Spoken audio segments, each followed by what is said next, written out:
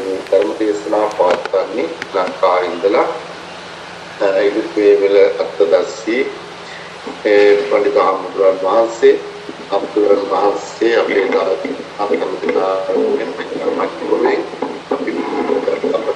විශේෂයෙන්ම අන්නපින් කමේ ප්‍රධාන දායකත්වයේ බාරගෙන කටයුතු කරන නිපුණ සෙනරත් මහත්මයාත් ඒ වගේම පේක්ෂා සෙනරත් මහත්මියත් ඇතුළු පවුලේ හැම දෙනා වෙනුවෙන් අපේ දායක පින්වත්නි හාමුදුරුවෝ වහන්සේ තාමත් ගෞරවයෙන් නමස්කාර පූර්වකව අද ධර්ම දේශනාව සඳහා අපි පිළිගනු ලබනවා. හාමුදුරුවෝ වහන්සේ තාමත් කාර්යබහුල ධර්මයේ දේශනා පවත්වන වගේම දායක පින්වත්තුන් වෙනුවෙන් අන්තරයෙන් ධර්ම විද්‍යාධන හාමුදුරුවෝ වහන්සේ නමක් උන්වහන්සේ මේ ආරාධනාව බාරගෙන අද පළවෙනි ධර්ම දේශනාව පිළිබඳව අපි පුණ්‍යානුමෝදනාත්මකව උන්වහන්සේට දෙවන් වෙන ගමන් උන්වහන්සේගේ ශාසනික කටයුතු කරගන්නට උන්වහන්සේට කායික ශක්තිමාන් සත්‍ය නිරෝගී බව ප්‍රාර්ථනා කරමින් තාමත් ගෞරවයෙන් යුක්තව ධර්ම දේශනාව පවත්වන්නට අපි හාමුදුරුවෝ වහන්සේට ආරාධනා කර සිටිනවා. නමෝ තස්ස භගවතු අරහතෝ සම්මා සම්බුද්දස්ස නමෝ තස්ස භගවතු අරහතෝ සම්මා සම්බුද්දස්ස නමෝ තස්ස භගවතු අරහතෝ සම්මා සම්බුද්දස්ස එවං මේ සුතං ඒකං සමයං භගවා වාරාණසියං විහෙරති ඉසිපතනේ මිගදායේ තත්‍රකෝ භගවා පංච වග්ගයේ බික්ඛු ආමන්තේසි ද්වේමේ බික්කවේ අන්තා පබ්බජිතේන නසේවිතබ්බා යෝචායං කාමේසු කාමසු කල්ලිකානුයෝගෝ හීනෝ ගම්මෝ පෝතුච්චනිකෝ අනරියෝ අනත්ත සංහිතෝ යෝචායං අත්ත කිලමතානුයෝගෝ දුක්ඛෝ අනරියෝ අනත්ත සංහිතෝ ඒතේතේ භික්කවේ උබෝ අන්තේ අනුපගම්ම මජ්ක්‍ධිමා පටිපදා තථාගතේන අபிසම්බුද්ධා චක්කුකරණී ඥානකරණී උපසමාය අභිඤ්ඤාය සම්බෝධාය නිබ්බානාය සංවත්තති තීති. හොඳයි ශ්‍රද්ධාවන්ත කාර්මික පින්වතුනි, ඇමරිකා එක්සත් ජනපදයේ නෝර්ත් කැරොලිනා සම්බුද්ධ විහාරයේදී මේ උතුම් වස් කාලය නිමිති කරගෙන බොහෝ අයට ධර්ම අවබෝධය ලබා ගැනීමේ අදහසින් පවත්වාගෙන යන උතුම් සත්පුරුෂ ධර්ම දානමය වැඩපිළිවෙල සඳහා අවසරයි අපේ පූජනීය යටියන වජිරපාල ස්වාමීන් වහන්සේගේ අවවාද අනුශාසනා පරිදි ඒ වගේම වස් ආරාධනා කරමින් මේ කාලේ කටයුතු කරන ඒ නිපුණ මහත්මයා හා උපේක්ෂා මහත්මියගේ ඉල්ලීම ආරාධනාව මත අද දවසේදී බුදුරජාණන් වහන්සේ විසින් දේශනා කරන්න යෙදුණු ඒ උතුම් ධම්මචක්ක පවත්වන සූත්‍ර දේශනාව ඇසුරෙන් හැම දිනාටම ධර්ම අවබෝධයක් ඇති කර ගැනීමටත් ඒ බුදුරජාණන් වහන්සේ දේශනා කළ ධර්මය තම තමන්ගේ ජීවිතවලට දුක නැති කර ගැනීම සඳහා ප්‍රායෝගිකව යොදාගන්නේ කොහොමද, ඒ ධර්මයේ කෙසේ අපි පිළිපැදිය යුතුද කියන කරුණු කාරණා ඇතුළත් ධර්ම අවබෝධයක් ඇති වෙන ධර්ම දේශනාවක් හා ඒ වගේම ශ්‍රවණය කරන ඇත්තන්ගේ යම් ගැටලු තියෙනවා නම් ඒ සඳහා සාකච්ඡාවකට ඉඩ අවකාශ සලස්වමින් අද දවසේදී මේ උතුම් සත්පුරුෂ ධර්ම දානමය කුසලයේ අපි පටන් ගන්න සූදානම්. තුන් ලෝකාග්‍ර වූ සම්මා සම්බුදුරජාණන් වහන්සේ මේට සාරාංශකය කල්පලක්ෂයකට ඉහතදී දීපංකර සර්වඥ පාද මූලයේදී නියත විවරණ අරගෙන ලෝක සත්වයා කෙරෙහි මහත් අනුකම්පාවෙන් කරුණාවෙන් උන්වහන්සේ සංසාර සාගරයට බැසලා පාරමී පුරමින් ඒ පාරමීතාවන් පරිපූර්ණත්වයට පත් කරලා අවසාන භවයේදී ජයශ්‍රීමා බෝධි මණ්ඩලයේදී සියලු ආශ්‍රයක් ක්ෂය කරමින් මාර පරාජය කරමින් සව් කෙලෙසුන් නැසලා සර්වඥතාවයට පත්වෙමින් මහ පොළොව කම්පා කරමින් දසදහසක් ලෝක ධාතුව කම්පා කරමින් උන්වහන්සේගේ සම්බුද්ධත්වයේ ලෞතුරා බුද්ධත්වයේ සනාත කරමින් බුදු බවට පත් වෙලා සත්සති ගෙවමින් උන්වහන්සේ ඒ නිවන් සුව සත්සතියක් ගත කරලා මහා බ්‍රහ්මයාගේ ආරාධනාවෙන් උන්වහන්සේ ඉසිපතනා රාමයට වැඩම කරලා පස්වග මහණුන් අරමුණු කරගෙන පවත්වන්න යෙදුණු අති උතුම් වූ ගාම්භීර වූ පළවෙනි ධර්ම දේශනාව තමයි ධම්මචක්කපවත්තන සූත්‍ර දේශනාව කියන්නේ. ඔබ මේ ධර්ම දේශනාව පිළිබඳව අහලා තියෙනවා, පිරිත් වශයෙන් ශ්‍රවණය කරලා තියෙනවා. බෞද්ධයන් වශයෙන් හැමෝම ධම්මචක්කපවත්තන සූත්‍රය කියලා නම ඇහෙනකොට කවුරුත් දන්නවා මේ සූත්‍රය මොකක්ද කියන එක පිළිබඳව. ඒ නිසා බුදුරජාණන් වහන්සේගේ 80,000ක් ධර්ම දේශනාවන් සියල්ල හකුළුවලා නිවන් මඟ කුළු ගන්නවලා දේශනා කරපු උතුම් දේශනාවක් තමයි මේ ධම්මචක්කපවත්තන සූත්‍ර දේශනාව කියලා කියන්නේ. ඉතින් ඒ නිසා මේ සූත්‍රය ඇසුරෙන් බුදුරජාණන් වහන්සේ මනාකොටම නිවන් මඟ හෙළි කරනවා. බුදුරජාණන් වහන්සේ මේ නිවන් මඟ හෙළි කරන්නේ කුමන තැනක ඉඳලාද කියන එක උන්වහන්සේ පසු සූත්‍රවලදී පැහැදිලි කරලා ලෝක සත්වයාට අනුකම්පාවෙන් දේශනා කරලා තියෙනවා. මම මේ පිළිබඳව නොඑක් වතාවල් වල දේශනා වශයෙන් සිද්ධ කරලා තියෙනවා. උන්වහන්සේ මේ ධර්ම දේශනාවන් සිද්ධ කරන්නේ කුමන තැනක ඉඳලාද? උන්වහන්සේ දේශනා කරන්නේ මහණෙනි මම සම්මා සම්බුද්දයි කියලා පිළින කරන්න යෙදුණා. යම් කිසි කෙනෙක් මේ තුන් ලෝකෙම ඇවිල්ලා කියනවා නම් ඔබ වහන්සේ මේ ධර්මය අවබෝධ කරගෙන නැහැ කියලා මේ තුන් ලෝකෙම එබඳු කෙනෙක් මේ ලෝකේ විද්‍යාමාන වෙන්නේ නැහැ කියලා බුදුරජාණන් වහන්සේ දේශනා කළා.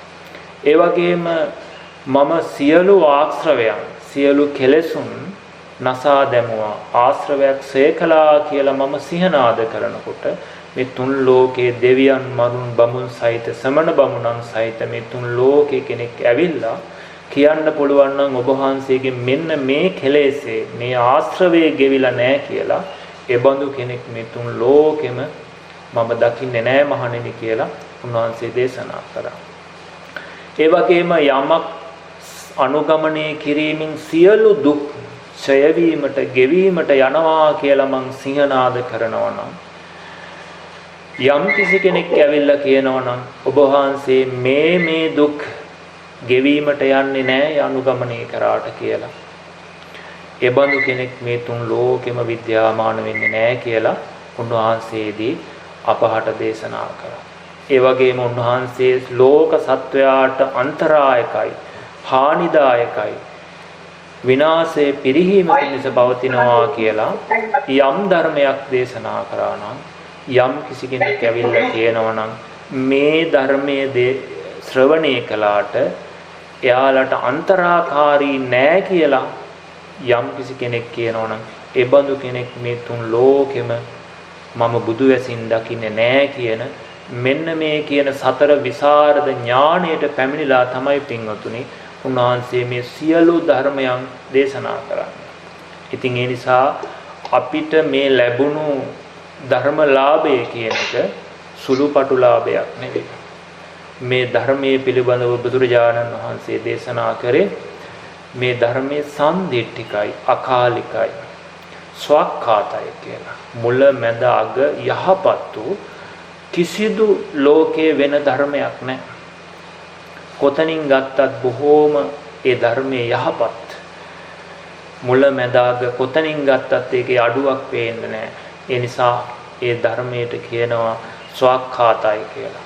සම්දිට්ඨිකයි කියලා කියන්නේ මේ ධර්මයේ අනුගමනය කරන කෙනාට ඒ මොහොතේම සැනසෙල්ල ලැබෙනවා.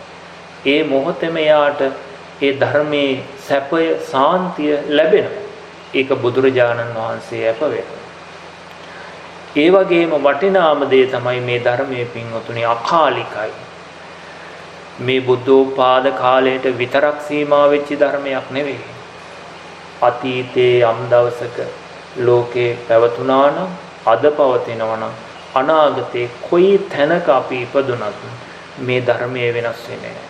අන්න ඒ නිසයි අපි මේ ධර්මයේ පුරුදු පුහුණු කළ යුත්තේ කියන එක මම නිතර මතක් කරලා තියෙනවා. අද අපි ජීවිතේ පුරාවට පුරුදු පුහුණු කරන දේවල් කාලිකයි, සීමා සහිතයි. ඒක තවත් තැනකට තවත් කාලයකට ගැලපෙන්නේ නැහැ. නමුත් පින්වතුනි අද අමාරුවෙන් හරි මේ ධර්මයේ පුරුදු කරොත් ඒක මේ ජීවිතේ අපි නිවන් දැක්කේ නැත්නම් අපි කවදා හෝ නිවන් දකින්න කොතන ඉපදුනත් මේ පුරුදු කරපු ධර්මය අපිව ආරක්ෂා කරන අපිව රකින්න ඒ උතුම් ධර්මය කොතන ගියත් ඒ ධර්මයේ එසේම පවතිනවා. ඒ විදිහට මේ ධර්මයේ වෙනසක් නොවි අපිට සැනසෙල්ලගෙන ඇත්තේ. ඉතින් ඒ නිසා පින්වතුනි බුදුරජාණන් වහන්සේ දේශනා කරේ මේ ධර්මය ඒ නිසා අපි ලැබුණු මොහොතේ ඒකාන්තයෙන් අපි ජීවිතයට එකතු කරගන්න ඕනේ. ඒකාන්තයෙන් මේක අපි පුරුදු පුහුණු කරගත යුතු බව බුදුරජාණන් වහන්සේ දේශනා කරන්න යෙදුණා. ඉතින් ඒ නිසා මේ පින්වතුන්ට මේ ධර්මයේ සඳහා ධර්ම ශ්‍රවණය කිරීම සඳහා උනන්දුවක් ඇති කිරීම සඳහා යම් කෙටි සූත්‍රයක් මම ඔබට මතක් කර සිටිනවා. ඊට පස්සේ අපි මේ ධම්මචක්කපවත්තන සූත්‍ර දේශනාව ඇසුරෙන් අපි ඒ නිවන් මඟ හෙළිපෙළි කර ගැනීම ඒක කොහොමද අපේ ජීවිතය තුළින් මේ ධම්මචක්ක සූත්‍රය අවබෝධ කරගන්නේ, අපේ එදිනෙදා දුක්ඛම් කටළු නැති කරගන්න මේ ධර්මය කොහොමද අපි ප්‍රායෝගිකව උපකාර කරගන්නේ කියන සියලු කරුණු කාරණා ඇතුළත් අපි මේ ධර්ම කරුණු සාකච්ඡා කරමු. ඉතින් ඔබට මේ සූත්‍ර දේශනාව මම බුද්ධ දේශනාවේ තියෙන බුදුරජාණන් වහන්සේ දේශනා කරපු සූත්‍රයක් තියෙනවා සත්‍ති සූත්‍රය කියලා. සත්‍ති සත සූත්‍රය කියලා. ඉතින් අනේ සූත්‍රයේ තියෙන මහණෙනි යම්සේ වස්සියක් අවුරුදු 100ක් ආයුෂ ඇති අවුරුදු 100ක් ජීවත් වෙන සුළු පුරුෂයෙක් ඉන්නවනම් ඒ පුරුෂයාට මෙහෙම කියනවලු එම්බා පුරුෂය එව ඔබට පෙරවරුවේ සත් පහරවල් 100ක් ගහනවා, දවල් කාලයේ සත් පහරවල් 100කින් ගහනවා, පස්වරු කාලයේ සත් පහරවල් 100කින් හිංසා කරනවා.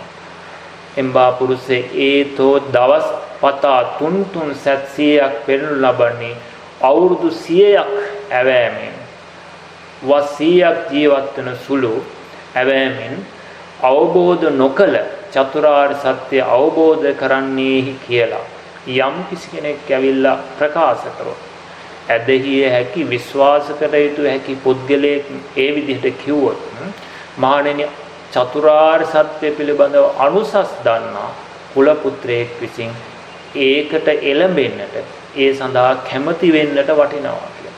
කුමක් නිසාද? මේ සංසාරේ අගක් මුලක් පේන්නේ නැහැ කියන.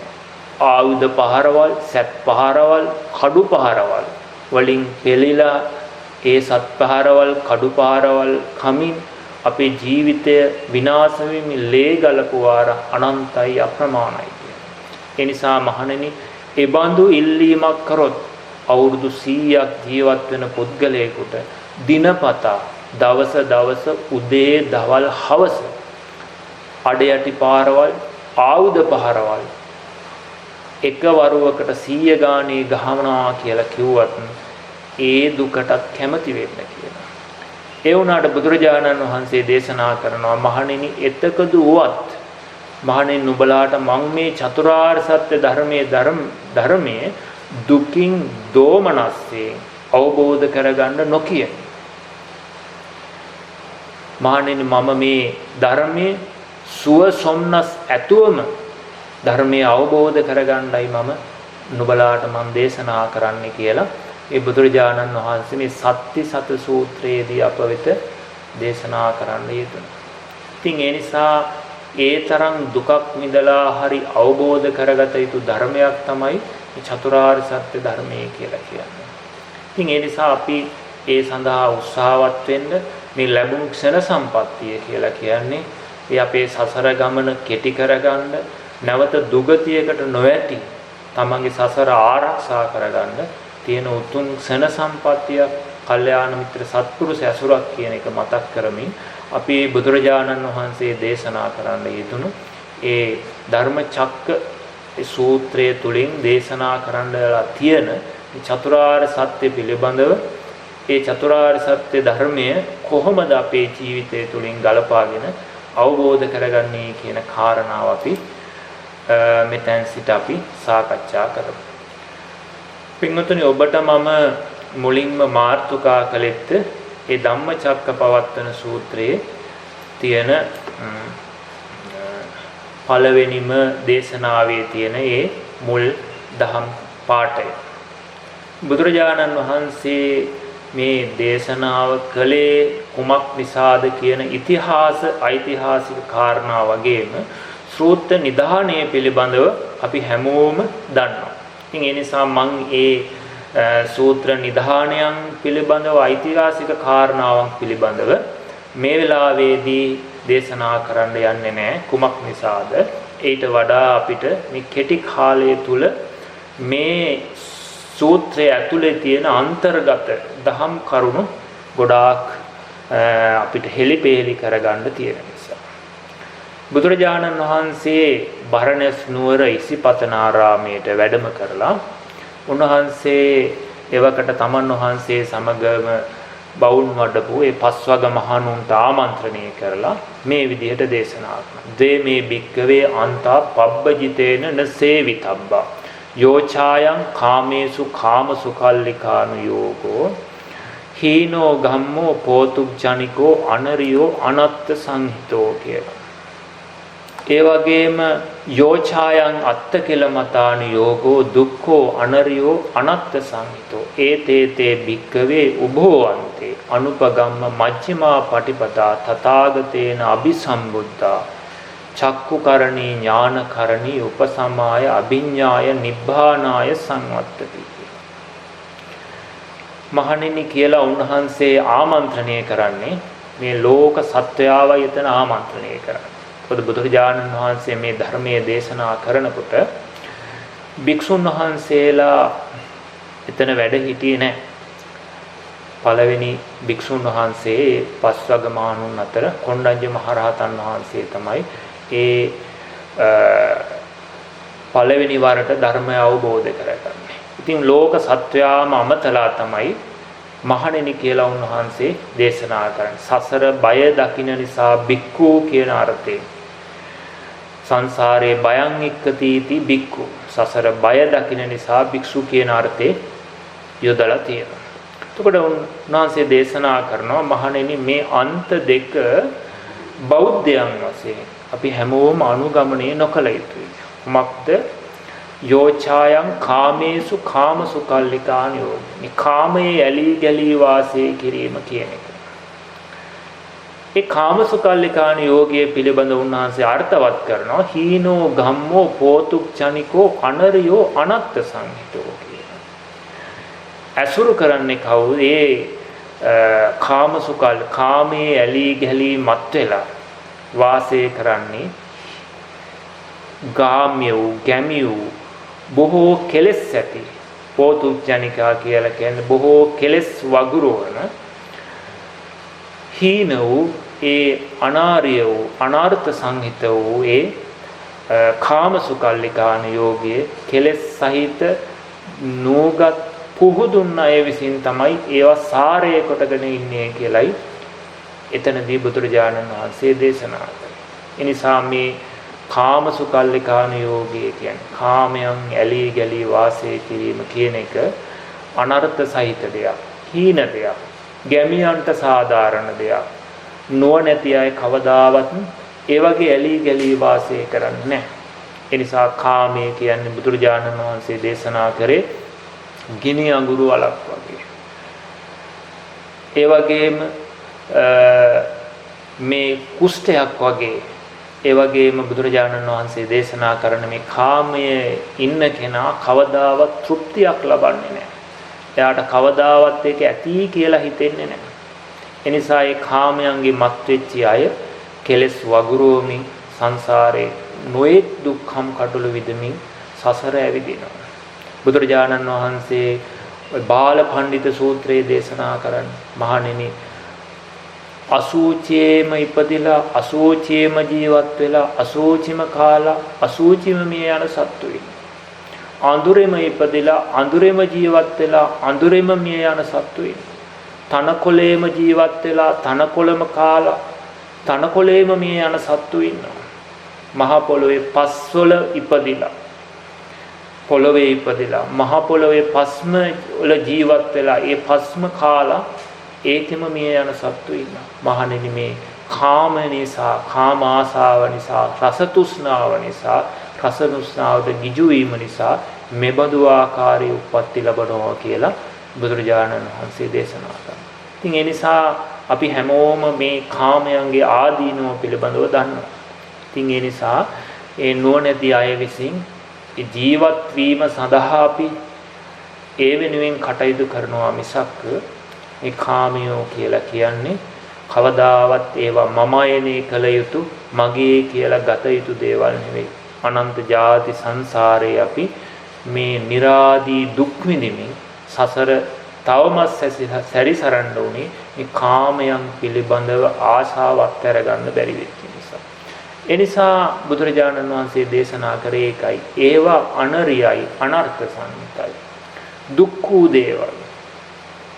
ඒ වගේම තවත් බෞද්ධයන් විසින් සේවනයේ නොකළ යුතු අන්තයක් තමයි මේ අත්ත කෙලමතාන යෝගී කියන එක.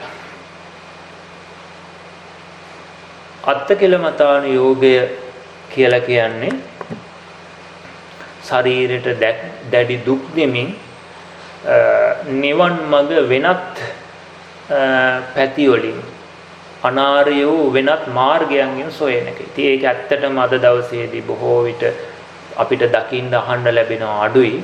ශරීරයට දුක් දීලා දුක කෙලවර කරගන්න පුළුවන් කියන දර්ශන ඇතැම් ශාස්ත්‍රඥ ගාව තිබුණා.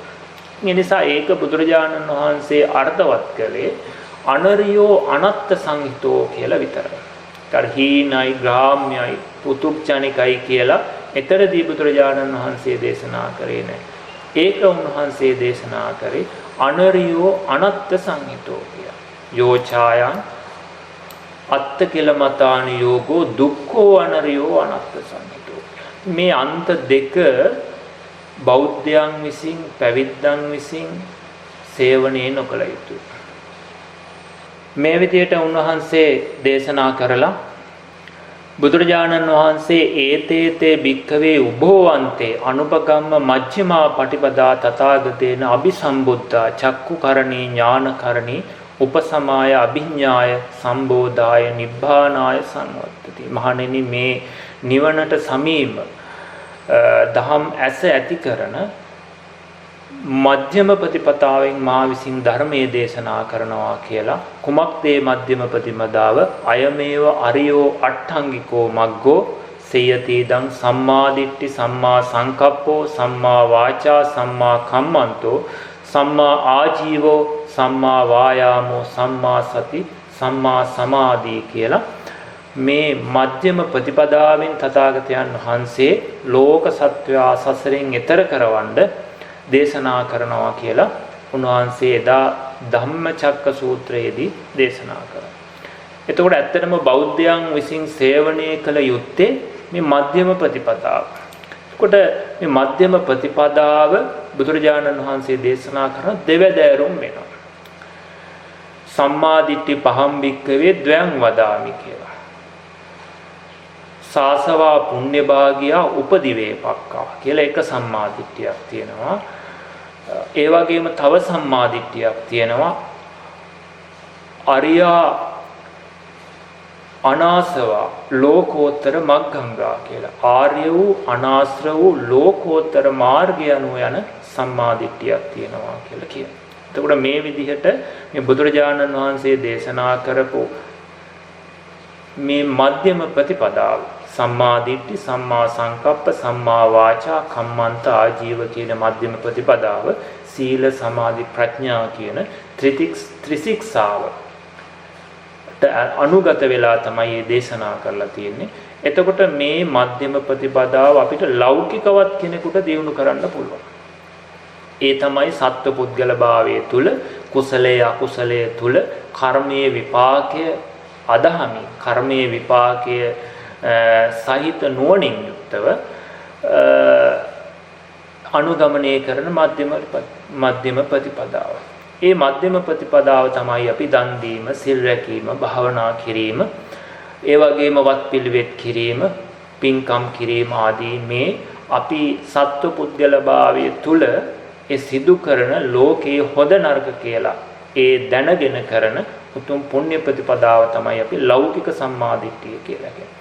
ඒ සම්මාදිට්ඨිය අංග සම්මාදිට්ඨි සම්මා සංකප්ප සම්මා වාචා කම්මන්ත ආජීව කියන මේවා කෙනෙකුට වෙන වෙනම අංග වශයෙන් ඒවා දියුණු කරගන්න පුළුවන්. ලෝකෝත්තර සම්මාදිට්ඨිය කියලා කියන්නේ ඒක දර්ශනයක්. ඒක සත්වපුද්ගල භාවයේ ඉක්මා ගියපු මේ තුන් ලෝකේම බුදු කෙනෙක් ඇති තැනත් නැති තැනත් ලෝකේ තියෙන ලෝක ධර්මතාවයක් තමයි බුදුරජාණන් වහන්සේ ලෝකෝත්තර සම්මාදිට්ඨිය හැටියට දේශනා කරන්නේ. මේ ලෝකෝත්තර සම්මාදිට්ඨිය තුළින් තමයි කෙනෙකුට මේ සසර දුක නිමා කරගන්න පුළුවන් වෙන්නේ, සසරෙන් එතර වෙන්න පුළුවන් වෙන්නේ. ඒ නිසා ඒ සම්මාදිට්ඨිය තමයි නිවන් දකින්න කෙනා විසින් මතු කරගත යුත්තේ, අවබෝධ කරගෙන ප්‍රතිපදාවක් වශයෙන් අපි පුරුදු පුහුණු කළ යුත්තේ. ලෞකික සම්මාදිට්ඨිය තුළින් පින්වතුනි වෙන්නේ ලෝකයේ තුල යහපත. අපි දුගතියට වැටෙන්නේ නැතුව අපිට සසර සැපවත්ව සංසාරයේ සැපවත්ව ගත කරන්න පුළුවන්කම තියෙනවා. අපිව ආරක්ෂා වෙලා ලෞකික සම්මාදිට්ඨිය තුළ. ඒ තුල ඉන්න කෙනාට තමයි ලෝකෝත්තර සම්මාදිට්ඨිය ලැබිය යුත්තේ. ලෞකික සම්මාදිට්ඨියක් නැති කෙනෙක් ලෝකෝත්තර සම්මාදිට්ඨිය හොයන්න කියොත් එයා වැටෙන්නේ උච්ඡේද දෘෂ්ටියට කියලා බුදුරජාණන් වහන්සේ පෙන්නනවා. සත්පුද්ගලයෙක් නැහැ, කරන කියන අකුසල් නැහැ කියලා මේ සත්පුද්ගල භාවයෙන් තොරයිනේ ලෝකෝත්තර සම්මාදිට්ඨිය. ඒ නිසා ලෞකික සම්මාදිට්ඨිය පිළිබඳ අවබෝධය නැති කෙනා උච්ඡේද දෘෂ්ටියට වැටෙනවා. ඒ නිසා ලෞකික සම්මාදිට්ඨිය හොඳ ආකාරව අවබෝධ කරගත් ඒ පුණ්‍ය ප්‍රතිපදාව තුළ ඉන්න කෙනා ලෝකෝත්තර සම්මාදිට්ඨිය ශ්‍රවණය කරලා ඒක තේරුම් අරගෙන අවබෝධ කරගන්න උත්සාහවත් වෙනවා. එතකොට දැන් අද අපි කතා කරන්නේ ඒ වගේම බුදුරජාණන් වහන්සේ මේ ධම්මචක්ක සූත්‍ර දේශනාවෙන් ඉදිරිපත් කරලා තියෙන ලෝකෝත්තර සම්මාදිට්ඨිය. හැබැයි ඒත් කෙනෙකුට ලෞකික සම්මාදිට්ඨියත් මෙතනින් මතු කරගන්න පුළුවන්. නමුත් මේ පස්වග මහණුන් අතර කොණ්ඩඤ්ඤ මහරහතන් වහන්සේ ඇතුළු 18 කෝටියක් බ්‍රහ්මයන් නිවන් දැක්කේ එතනින් පටන් ගත්තේ ලෝකෝත්තර සම්මාදිට්ඨිය උන්වහන්සේ විසින් දේශනා කරපු නිසා. ඒ විදිහට බුදුරජාණන් වහන්සේ මජ්ක්‍ධිම ප්‍රතිපදාවෙන් දහම් දේශනා කරනවා කියලා මතක් කරලා උන්වහන්සේ නැවත ඒ මධ්‍යම ප්‍රතිපදාවෙන් අවබෝධ කරගත යුතු දේ මොකද්ද? අවබෝධ කරගත යුතු චතුරාර්ය සත්‍ය මොකද්ද කියන එක උන්වහන්සේ මතක් කරනවා. ඉදං කෝපන භික්ඛවේ දුක්ඛං අරිය සත්‍යං. අවබෝධ කරගත යුතු මොකද්ද? මේ දුක්ඛාරය සත්‍ය අවබෝධ කරගත යුතු. මොකද්ද මේ දුක්ඛාරය සත්‍ය? ජාතිපි දුක්ඛා, ජරාපි දුක්ඛා, ව්‍යාධිපි දුක්ඛා, දුක්ඛෝ මරණම්පි දුක්ඛං, අප්පියේහි සම්පයෝගෝ දුක්ඛෝ, ප්‍රියේහි විප්පයෝගෝ දුක්ඛෝ, යම් පිච්ඡං නලබති තම්පි දුක්ඛං, සංකිට්ඨේන පංච උපාදානස්කන්ධා දුක්ඛ. කියන ඔන්න ඔය කියන දුක්ඛාරය සත්‍ය ඒ වගේම ඉදං කෝපන භික්ඛවේ දුක්ඛ සමුදය. ඒ කියන දුක හටගන්නේ කොහොමද? යායන් තණ්හා පෝනෝ භවිකා නන්දි රාග සාගතා తත්‍ර తත්‍රා විනන්දිනී සේයති දං කාම තණ්හා භව තණ්හා විභව තණ්හා කියලා. ඒ දුක නැවත නැවත හටගන්න හේතුව හේවත් දුක්ඛ සමුදය හැටියට මේ කාම තණ්හා භව තණ්හාව විභව තණ්හාව කියන මේ සමුදය සත්‍යය. යෝ තස්සාය තණ්හාය අශේෂ විරාග නිරෝධෝ ඡාගෝ පටිනිස්සග්ගෝ මුත්‍ති අනාලයෝ කියලා ඒ තණ්හාවගේම නිර්වශේෂ නිරෝධයෙන් නැති කිරීමෙන් නිරෝධ සත්‍යයක් ලැබෙන බවත් ඒ වගේම ඒ දුකින් නැති කිරීමේ මග හැටියට අය මේ වාරියෝ වට්ටංගිකෝ මග්ගෝ සේයති දං සම්මාදිට්ඨි ආදී ආර්ය අෂ්ටාංග මාර්ගය කියන මෙන්න මේ චතුරාර්ය සත්‍ය ධර්මයේ තමයි මහණෙනි මං විසින් මේ මධ්‍යම ප්‍රතිපදාව හැටියට දේශනා කරන්නේ කියලා උන්වහන්සේ මේ මධ්‍යම ප්‍රතිපදාවෙන් අවබෝධ කරගත යුතු ඒ සත්‍ය හතර පිළිබඳ උන්වහන්සේ ධම්මචක්කේ ඉස්සරෝම පස්වග මහණුන්ට දේශනා කරන්න යෙදුණා. ඒ නිසා අපි අවබෝධ කරගත යුතු සත්‍ය හතර මොකද්ද මේ කියන දුක්ඛාරය සත්‍ය, සමුදයාරය සත්‍ය, නිරෝධාරය සත්‍ය, මාර්ගාරය සත්‍ය කියන සත්‍ය හතර. මේ විදිහට අවබෝධ කරගත යුතු සත්‍ය උන්වහන්සේ හෙළිපෙහෙළි කරලා ඒ සත්‍ය අවබෝධ කරගත යුත්තේ මොන ආකාරයෙන්ද කියන එක දෙවනුව දේශනාව. ඉදං දුක්ඛං අරිය සත්‍යන්ති මේ භික්කවේ පුබ්බේ අනුනුසුතේසු ධම්මේසු කියලා මේ ත්‍රිපරි වට්ටයට අනුකූලව උන්වහන්සේ දේශනා කරනවා මේක පියවර 3කින් ආකාර 12කින් මේ චතුරාර්ය සත්‍ය ඔබ අවබෝධ කරගත යුතුයි කියලා. මේ යතින් සඳහන් කර දුක්ඛ සත්‍ය, සමුදය සත්‍ය, නිරෝධ සත්‍ය, මාර්ග සත්‍ය කියන මේ චතුරාර්ය සත්‍ය පියවර 3කින් ආකාර 12කින් අවබෝධ කරගත යුතුයි. ඒක තමයි උන්වහන්සේ දේශනා කරේ ඒවං ත්‍රිපරිවට්ටං ද්වාදසාකාරං ඥාන දස්සනං සුවිසුද්ධං අහෝසි කියලා. මහණෙනි වට්ට 3කින් හා ආකාර 12කින් මේ චතුරාර්ය සත්‍ය පිළිබඳවම අවබෝධ කරගත්තා. ඉතින් අපිටත් මේ චතුරාර්ය සත්‍ය අවබෝධ කරගන්න යෑමේදී මේ ආකාරයටයි අවබෝධ කරගත යුත්තේ. ඒක බුදුරජාණන් වහන්සේ දේශනා කරා ඉදං දුක්ඛං අරිය සත්‍යන්ති මේ භික්කවේ පුබ්බේ අනුනුසුතේසු ධම්මේසු චක්කුං උදපාදි ඥානං උදපාදි පඤ්ඤා උදපාදි විඥා උදපාදි ආලෝකෝ උදපාදි. මේ දුක්ඛාරය සත්‍යයි කියලා අපි මුලින්ම අවබෝධ කරගන්න. මේ දුක්ඛ සත්‍ය පිළිබඳව ඇතිතතු ඇත්ත හැටි මුලින්ම අපි දැනගන්න. ඒකයි කියන්නේ මේ දුක්ඛ සත්‍යයි කියලා දැනගත වෙන්නේ. තංකෝ පනිදං දුක්ඛං අරිය සත්‍යං පරිඤ්ඤයන්ති. මේ දුක්ඛ සත්‍ය පිළිබඳව කුමක්ද කළ යුත්තේ? මේ දුක්ඛ සත්‍ය මහණෙනි පිරිසිඳ දත යුතු එකක්. මේ දුක්ඛ සත්‍ය පහ කලන්න හෝ වඩන්න හෝ සාත් කරන්න තියෙන එකක් නෙවෙයි. මේ දුක්ඛ සත්‍ය පිරිසිඳ දැකිය යුතු දෙයක්. අඩුවක් නැතුව අවබෝධ කරගත යුතු දෙයක්. මහණෙනි මේ දුක්ඛ සත්‍ය මම අවබෝධ කරගත්තා කියන නුවණ ආයුතුයි. ඒ විදිහට සමුදය සත්‍ය පිළිබඳවත් මේ සමුදය සත්‍යයි කියලා අපි අවබෝධ කරගත යුතුයි. ඒකට බුදුරජාණන් වහන්සේ දේශනා කරා පුබ්බේ අනනුසුතේසු ධම්මේසු. මේ දුක්ඛ සත්‍ය පිළිබඳව, සමුදය සත්‍ය පිළිබඳව, නිරෝධ මාර්ග සත්‍ය කියන මේ චතුරාර්ය සත්‍ය පිළිබඳව පෙර නොඇසූ විරෝධහම්මසක් මට අවබෝධ වුණා, පහළ වුණා. එතකොට අපි දැනගත යුත්තේ අර කියන ලෞකික අර්ථයෙන් නෙවෙයි මේ චතුරාර්ය සත්‍ය පිළිබඳව. සත්ව පුද්ගල භාවයෙන් දුක් විඳින මම ලෙඩ වෙනවා, මම මහලු වෙනවා, මම මරණයටපත් වෙනවා කියන මේ ජාති ජරා ආදී පුද්ගල භාවයෙන් දුක් විඳින එකක් පිළිබඳව නෙවෙයි උන්වහන්සේ දේශනා කරේ. ඒක බුදුරජාණන් වහන්සේ මේ බුදු වෙන්න පෙරම උන්වහන්සේ අවබෝධ කරගත්තා. සතර පෙර නිවිති දැකලා ඒ ජාති ජරා ආදී මේ දුක් පිළිබඳව අවබෝධ කරගත්තා. නමුත් බුදු වීම සඳහා අවබෝධ කරගත්තේ ඊට එහා ගියපු සත්‍යයක් පිළිබඳව. ඒක තමයි මේ සත්පුද්ගල භාවයෙන් තොරව ලෝකේ පවතින ධර්මතාවයක් හැටියට අවබෝධ වෙච්ච කාරණාව. එතකොට මේ චතුරාර්ය සත්‍ය පිළිබඳව අපි දැනගත යුත්තේ කොහොමද? දුක්ඛ සත්‍ය, සමුදය නිරෝධ මාර්ග කියන මේ සත්‍ය ත්‍රිපරිවට්ටයට අනුකූලව. මොකක්ද මේ ත්‍රිපරිවට්ටය කියලා කියන්නේ? අපි තේරුම් ගන්න ඕනේ. ත්‍රිපරිවට්ටය පිළිබඳව පැහැදිලි කරොත් සත්‍ය ඥාන, කෘත්‍ය ඥාන, කෘතඥාන කියන මෙන්න මේ ආකාර තුන පිළිබඳව තමයි එතනින් අදහස් වෙන්නේ. මං කිව්වේ පියවරවල් තුනකින් මේ චතුරාර්ය සත්‍ය අවබෝධ කරගත යුතුයි කියලා. එතකොට මොකක්ද මේ පියවරවල් තුන? දුක්ඛ සත්‍ය පිළිබඳව සත්‍ය ඥානය, දුක්ඛ සත්‍ය පිළිබඳව කෘත්‍ය ඥානය, දුක්ඛ සත්‍ය පිළිබඳව කෘතඥානය. ඒ විදිහට සමුදය සත්‍යයේ සත්‍ය ඥානය, සමුදය සත්‍යයේ කෘත්‍ය ඥානය, සමුදය සත්‍යයේ කෘතඥානය. නිරෝධ සත්‍ය පිළිබඳව සත්‍ය ඥානය, නිරෝධ සත්‍ය පිළිබඳව කෘත්‍ය ඥානය, නිරෝධ සත්‍ය පිළිබඳව කෘතඥානය. එතකොට සත්‍ය ඥානෙ, කෘත්‍ය ඥානෙ, කෘතඥානය කියලා අදහස් කරේ සත්‍ය ඥානය කියලා කියන්නේ ඒක දුක්ඛ සත්‍ය පිළිබඳව යථාභූත ඥානය.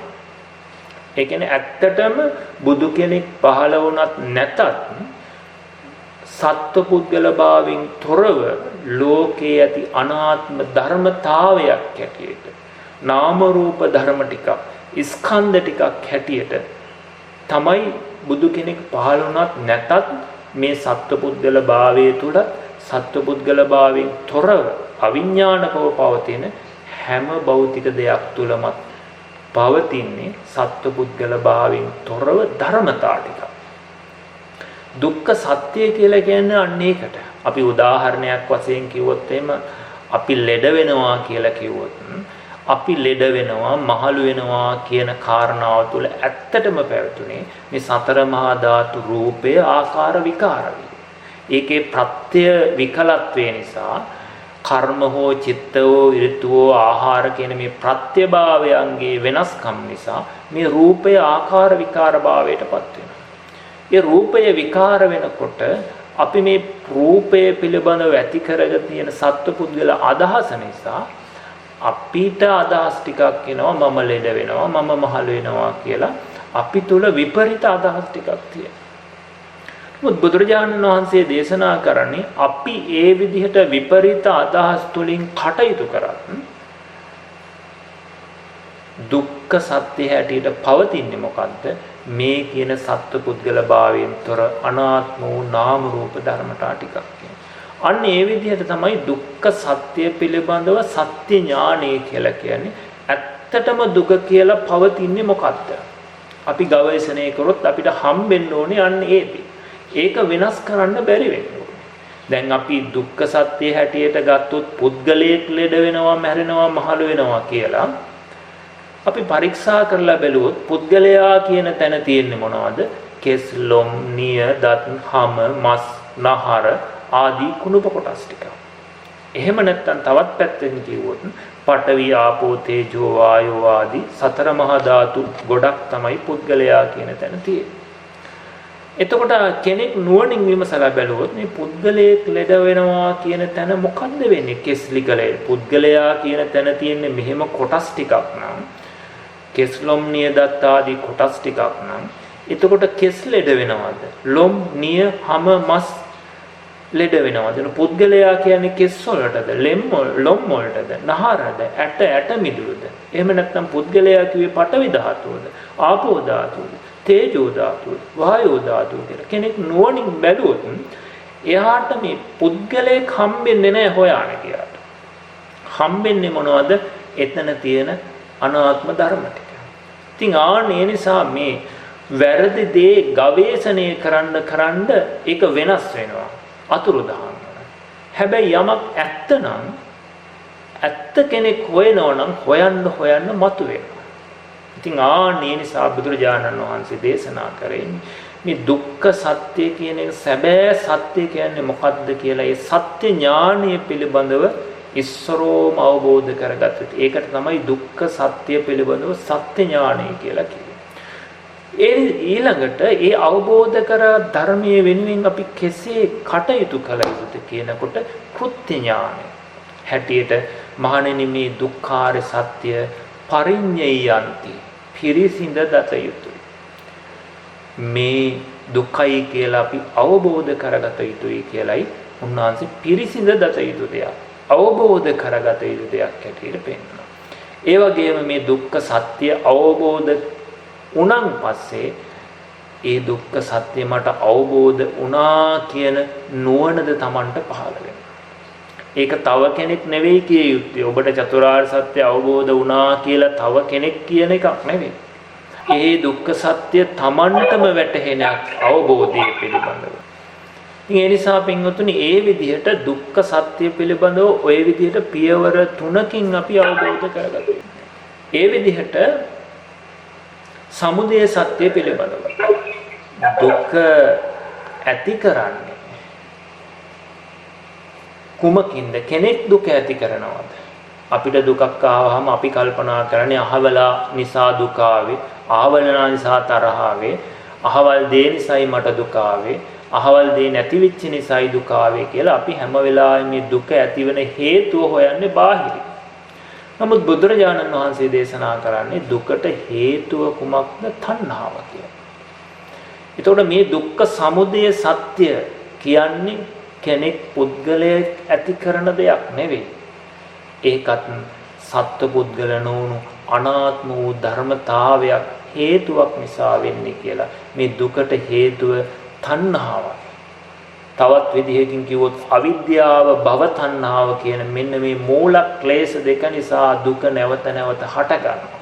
අර කියන ජාති ජරා මරණ ශෝක පරිදේව දුක් දුම්නස් මේ සියල්ලම කුමක් නිසාද හටගන්නේ? තමන් තුලම යෙදෙන අවිද්‍යාව හා තණ්හාව නිසායි හටගන්නේ. ඒ නිසා අපි දුකට හේතුව දැකිය යුත්තේ තමා තුලින්මයි. තමා තුල ඇති අවිද්‍යාව තණ්හාව නිසාමයි මේ දුක හටගන්නේ කියලා එතනනුයි දුක්ඛ සමුදය සත්‍ය දැකිය යුත්තේ. ඒ නිසා බුදුරජාණන් වහන්සේ මේ කොහොමද දුක්ඛ සමුදය සත්‍ය පිළිබඳව අපි අවබෝධ කරගන්නේ කියන එක පිළිබඳව දේශනා. එතකොට දුක්ඛ සමුදය සත්‍යයේ සත්‍ය ඥානයකුත් තියෙනවා. සමුදය සත්‍ය පිළිබඳව සත්‍ය ඥානය කියන්නේ මොකද්ද? දුක ඇති කරන්නේ කෙනෙක් පුද්ගලයෙක් නෙවෙයි. දුක ඇති කරන්නේ තමා තුළම මේ ස්කන්ධයන් තුළම යෙදෙන අවිද්‍යාව හා තණ්හාවයි දුකට හේතුව කියලා අපි දැක්ක යුතුයි. ඒක අපි අවබෝධ කරගත යුතුයි. මේ දුක්ඛ සමුදය සත්‍යයි කියලා ඒ විදිහට අපි දැක්ක යුතුයි. ඊට පස්සේ මේ දුක්ඛ සමුදය සත්‍ය පිළිබඳව කුමක්ද කළ යුත්තේ? මේ දුක්ඛ සමුදය සත්‍ය පිළිබඳව මහණෙනි පහතබ්බන්ති මේ භික්ඛවේ. දුක්ඛ සමුදය සත්‍ය පහ කළ යුතු එකක්, දුරු කළ යුතු එකක්. ඒ නිසා පින්වතුනි අපිට මේ සමුදය සත්‍ය එහෙම නැත්නම් අවිද්‍යාව තණ්හාව කියන එක අයින් කරන්න පුළුවන් එකක්, ගෙවන්න පුළුවන් එකක්. මෙතෙන්ටම අපි සම්බන්ධ කරොත් කර්මය කියන එක. තවත් විදියකින් කිව්වොත් මේ සමුදය සත්‍ය හැටියට මේ කර්මය කියලා කියන්නත් පුළුවන්. අපි රෑ දවල් දෙකේ ඇති කරගන්න රැස් කරගන්න කර්ම ටික. එතකොට මේ රැස් කරගන්න කර්ම ටික ක්ෂය කරන්න පුළුවන්, ගෙවලා දාන්න පුළුවන්. සමුදය සත්‍ය කියන එක අපි දුරු කළොත්, අයින් කරොත් අනන්ත ජාති සංසාරේ විඳපු සියලු දුක් අවසන් වුණා වෙනවා. අනාගතයේ විඳින්න තියෙන සියලු දුක් අපි නිමා කළා වෙනවා. ඉතින් ඒ නිසා අපි දුක නැති කරන්න නම් නැති කළ යුත්තේ ඒ සමුදය සත්‍යයි දුරු කළ යුත්තේ කියන එක බුදුරජාණන් වහන්සේ දේශනා කරා. ඉතින් එහෙනම් මේ අවිද්‍යාව තණ්හාව කියන එක දුරු කරන්න පුළුවන් වෙන්නේ, ඒක Tamanටම අයින් කරන්න පුළුවන් වෙන්නේ ඒ සමුදය සත්‍ය තමා තුල යෙදෙන නිසා. ඒක අපි අලුතෙන් ඇති කරගත්තු එකක් නිසායි අපිට ඒක අයින් කරන්න පුළුවන් වෙන්නේ. ඇත්තටම අපි උපතින්ම මේ සමුදය සත්‍ය ස්ථිර වශයෙන් නිත්‍ය වශයෙන් අරගෙන ආවම ඒක අපිට අයින් කරන්නත් බැරි නම්, ඒක එන්නේ බාහිරින් නම්, දුකට හේතුව බාහිර නම් තියෙන්නේ, කෙනෙකුට කවදාවත් කැලේට ගිහිල්ලා මේ ධර්මයේ පුහුණු කරලා නිවන් දකින්න බෑ. නමුත් මේ ලෝකේ එහෙම තියද්දී කෙනෙකුට තනියම මේක අවබෝධ කරගෙන සියලු දුක් නිමා කරන්න පුළුවන් වෙන්නේ දුකට හේතුව බාහිර නෙවෙයි තමා තුළම යෙදෙන මේ නොදන්නාකම තණ්හාව නිසා. ආනේ කාරණාව අපි තේරුම් ගන්න. එතකොට ඒ සමුදය සත්‍ය පිළිබඳවත් දැන් තමන් තුළ මේ දුකට හේතුව නිරුද්ධ වුණා, අවසන් වුණා කියලා තමන්ටම අවබෝධය වෙනවා.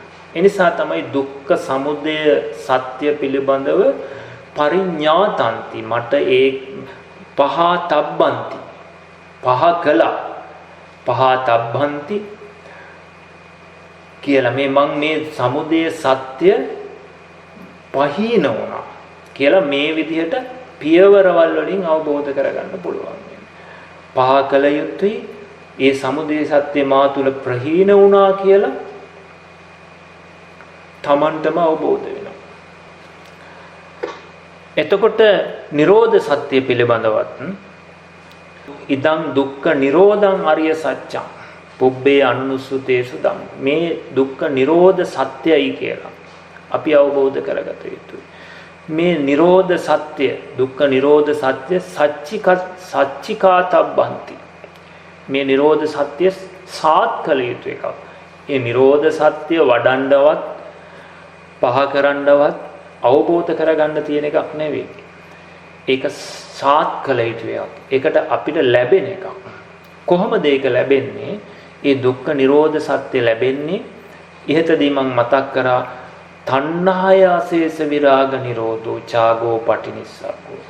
තණ්හාවගේම නිර්වශේෂ සියලු ආකාරයෙන් නිරෝධයෙන්ම තමයි නිරෝධ සත්‍ය ලැබෙන්නේ. එතකොට තවත් විදිහකට කිව්වොත් මේ අවිද්‍යාව තණ්හාව කියන එක සහ මුලින්ම යම් කිසි කෙනෙකුගේ නිරුද්ධ වුණොත් අන්න එදාට ඔහුට නිරෝධ සත්‍යයේ පිහිටනවා. නිරෝධ සත්‍ය ලැබෙනවා. ඉතින් ඒ නිසා අපි දුක නැති කරන්න කියලා අපි වෙන වෙන බාහිර දේවල් කරලා හරියන්නේ නැහැ. ලෝක සත්වයා දුක නැති කරන්න කොහොමද හදන්නේ? එක එක දේවල් කරනවා. රැකී ආරක්ෂා කරනවා, ගොවිතැන්පත් කරනවා, හරි හම්බ කරනවා, එකතු කරනවා, රැස් කරනවා. එයි මේ දුක නැති කරන්න කියලා. නමුත් බුදුරජාණන් වහන්සේ දේශනා කරේ ඔතනින් දුක නැති වෙන්නේ නැහැ. දුක නැති වෙනනම් නැති වෙන්නේ දුකට හේතුව වූ තණ්හාව නිසාමයි. නමුත් පින්වතුනි අවාසනාවන්ත කාරණාව තමයි අවිද්‍යාව නිසා යමක් නිසා දුක ඇති වෙනවා.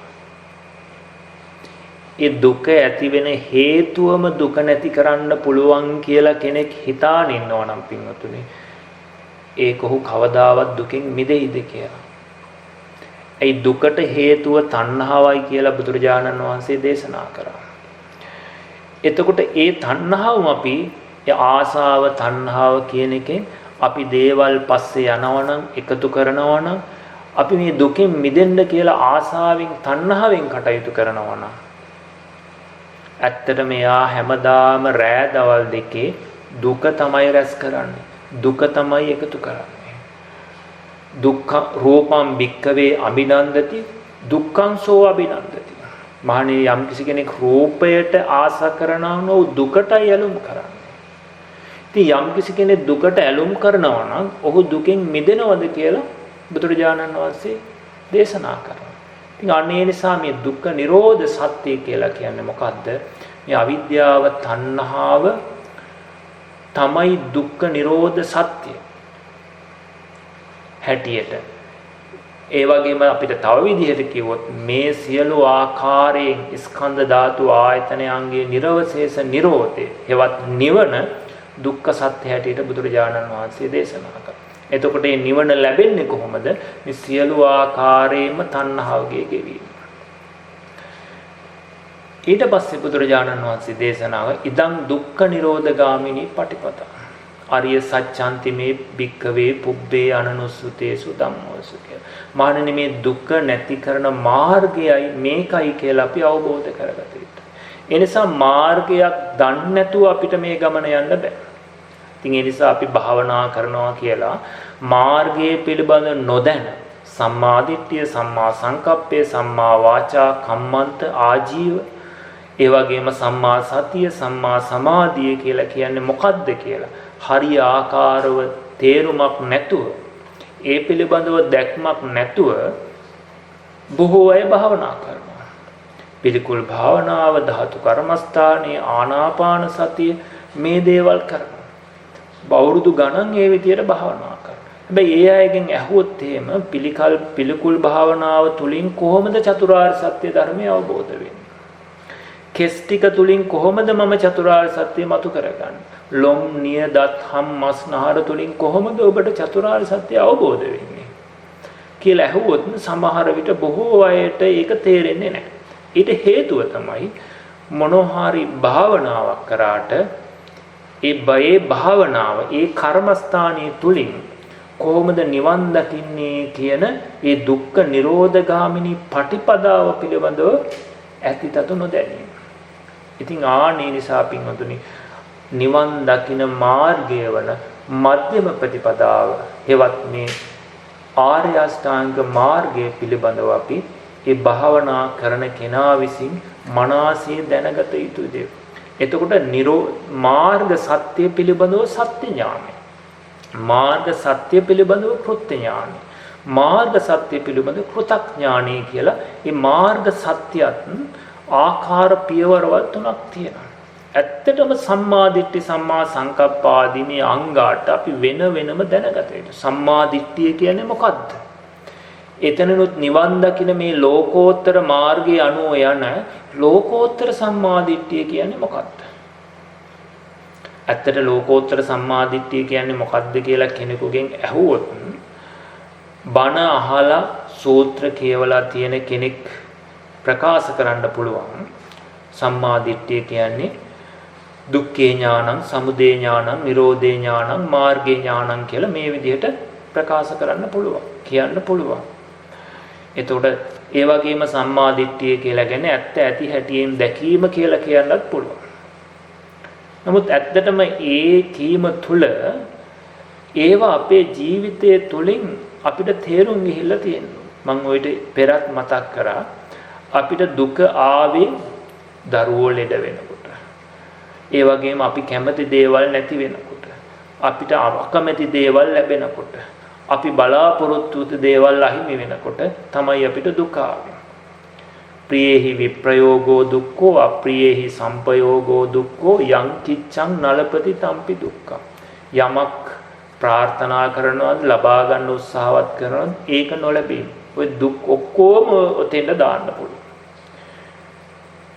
එතකොට මේ අම්මා ලෙඩ වෙනවා, දරුවෝ ලෙඩ වෙනවා, ප්‍රියයන්ගෙන් වෙන් වෙනවා කියන එක තුල, එහෙම නැත්නම් මම ලෙඩ වෙනකොට, මට කෙනෙක් බනිනකොට, මේ තුලිනුයි අපිට මේ ධර්මයේ මතුවෙන්න ඕනේ.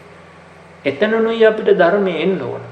එතකොට දුකට හේතුව තණ්හාව අපිට කොහෙද පැමිණලා තියෙන්නේ? අපේ ජීවිතය ඇතුළෙම තියෙන මේ ඉඩ කඩන්, යාන වාහන, ගෙවල් දොරවල් ආදී මේ සම්මුති වස්තු තුලයි අපිට තණ්හාව ඇති වෙලා තියෙන්නේ. එතකොට ඒ තුලිනුයි අපිට මේ කියන මාර්ගය මතුවෙන්න ඕනේ. එහෙම නැතුව අර පොතේ තියෙන වචන ටිකෙන් නෙවෙයි අපිට මේ චතුරාර්ය සත්‍ය දැනගන්න ඕනේ. අපි කන බොන බක්ති ගාන තුලින්, අපි උදේ හවා යන මේ රැකී ආරක්ෂාවේ අපිට හම්බෙන පුද්ගලයන් තුලින්, අපි අඳින ඇඳුම් පැළඳුම් තුලින්, මේ තුලින් අපිට මේ කියන චතුරාර්ය සත්‍ය ධර්මය අපිට මතුවෙන්න ඕනේ. අන්න එතකොට අපිට කියන්න පුළුවන් එයා මේ කතා කරන්නේ පොතේ දැනුමක් නෙවෙයි, ඇත්තට මෙයා මේ සම්මා දිට්ඨිය කියන්නේ මේකයි කියලා තේරුම් අරගෙනයි කතා කරන්නේ කියලා අපිට කියන්න පුළුවන්. මොකද ඇත්තටම අපිට දුක ඇති වෙලා තියෙන තැනිනුයි නැති කරන්න වෙන්නේ.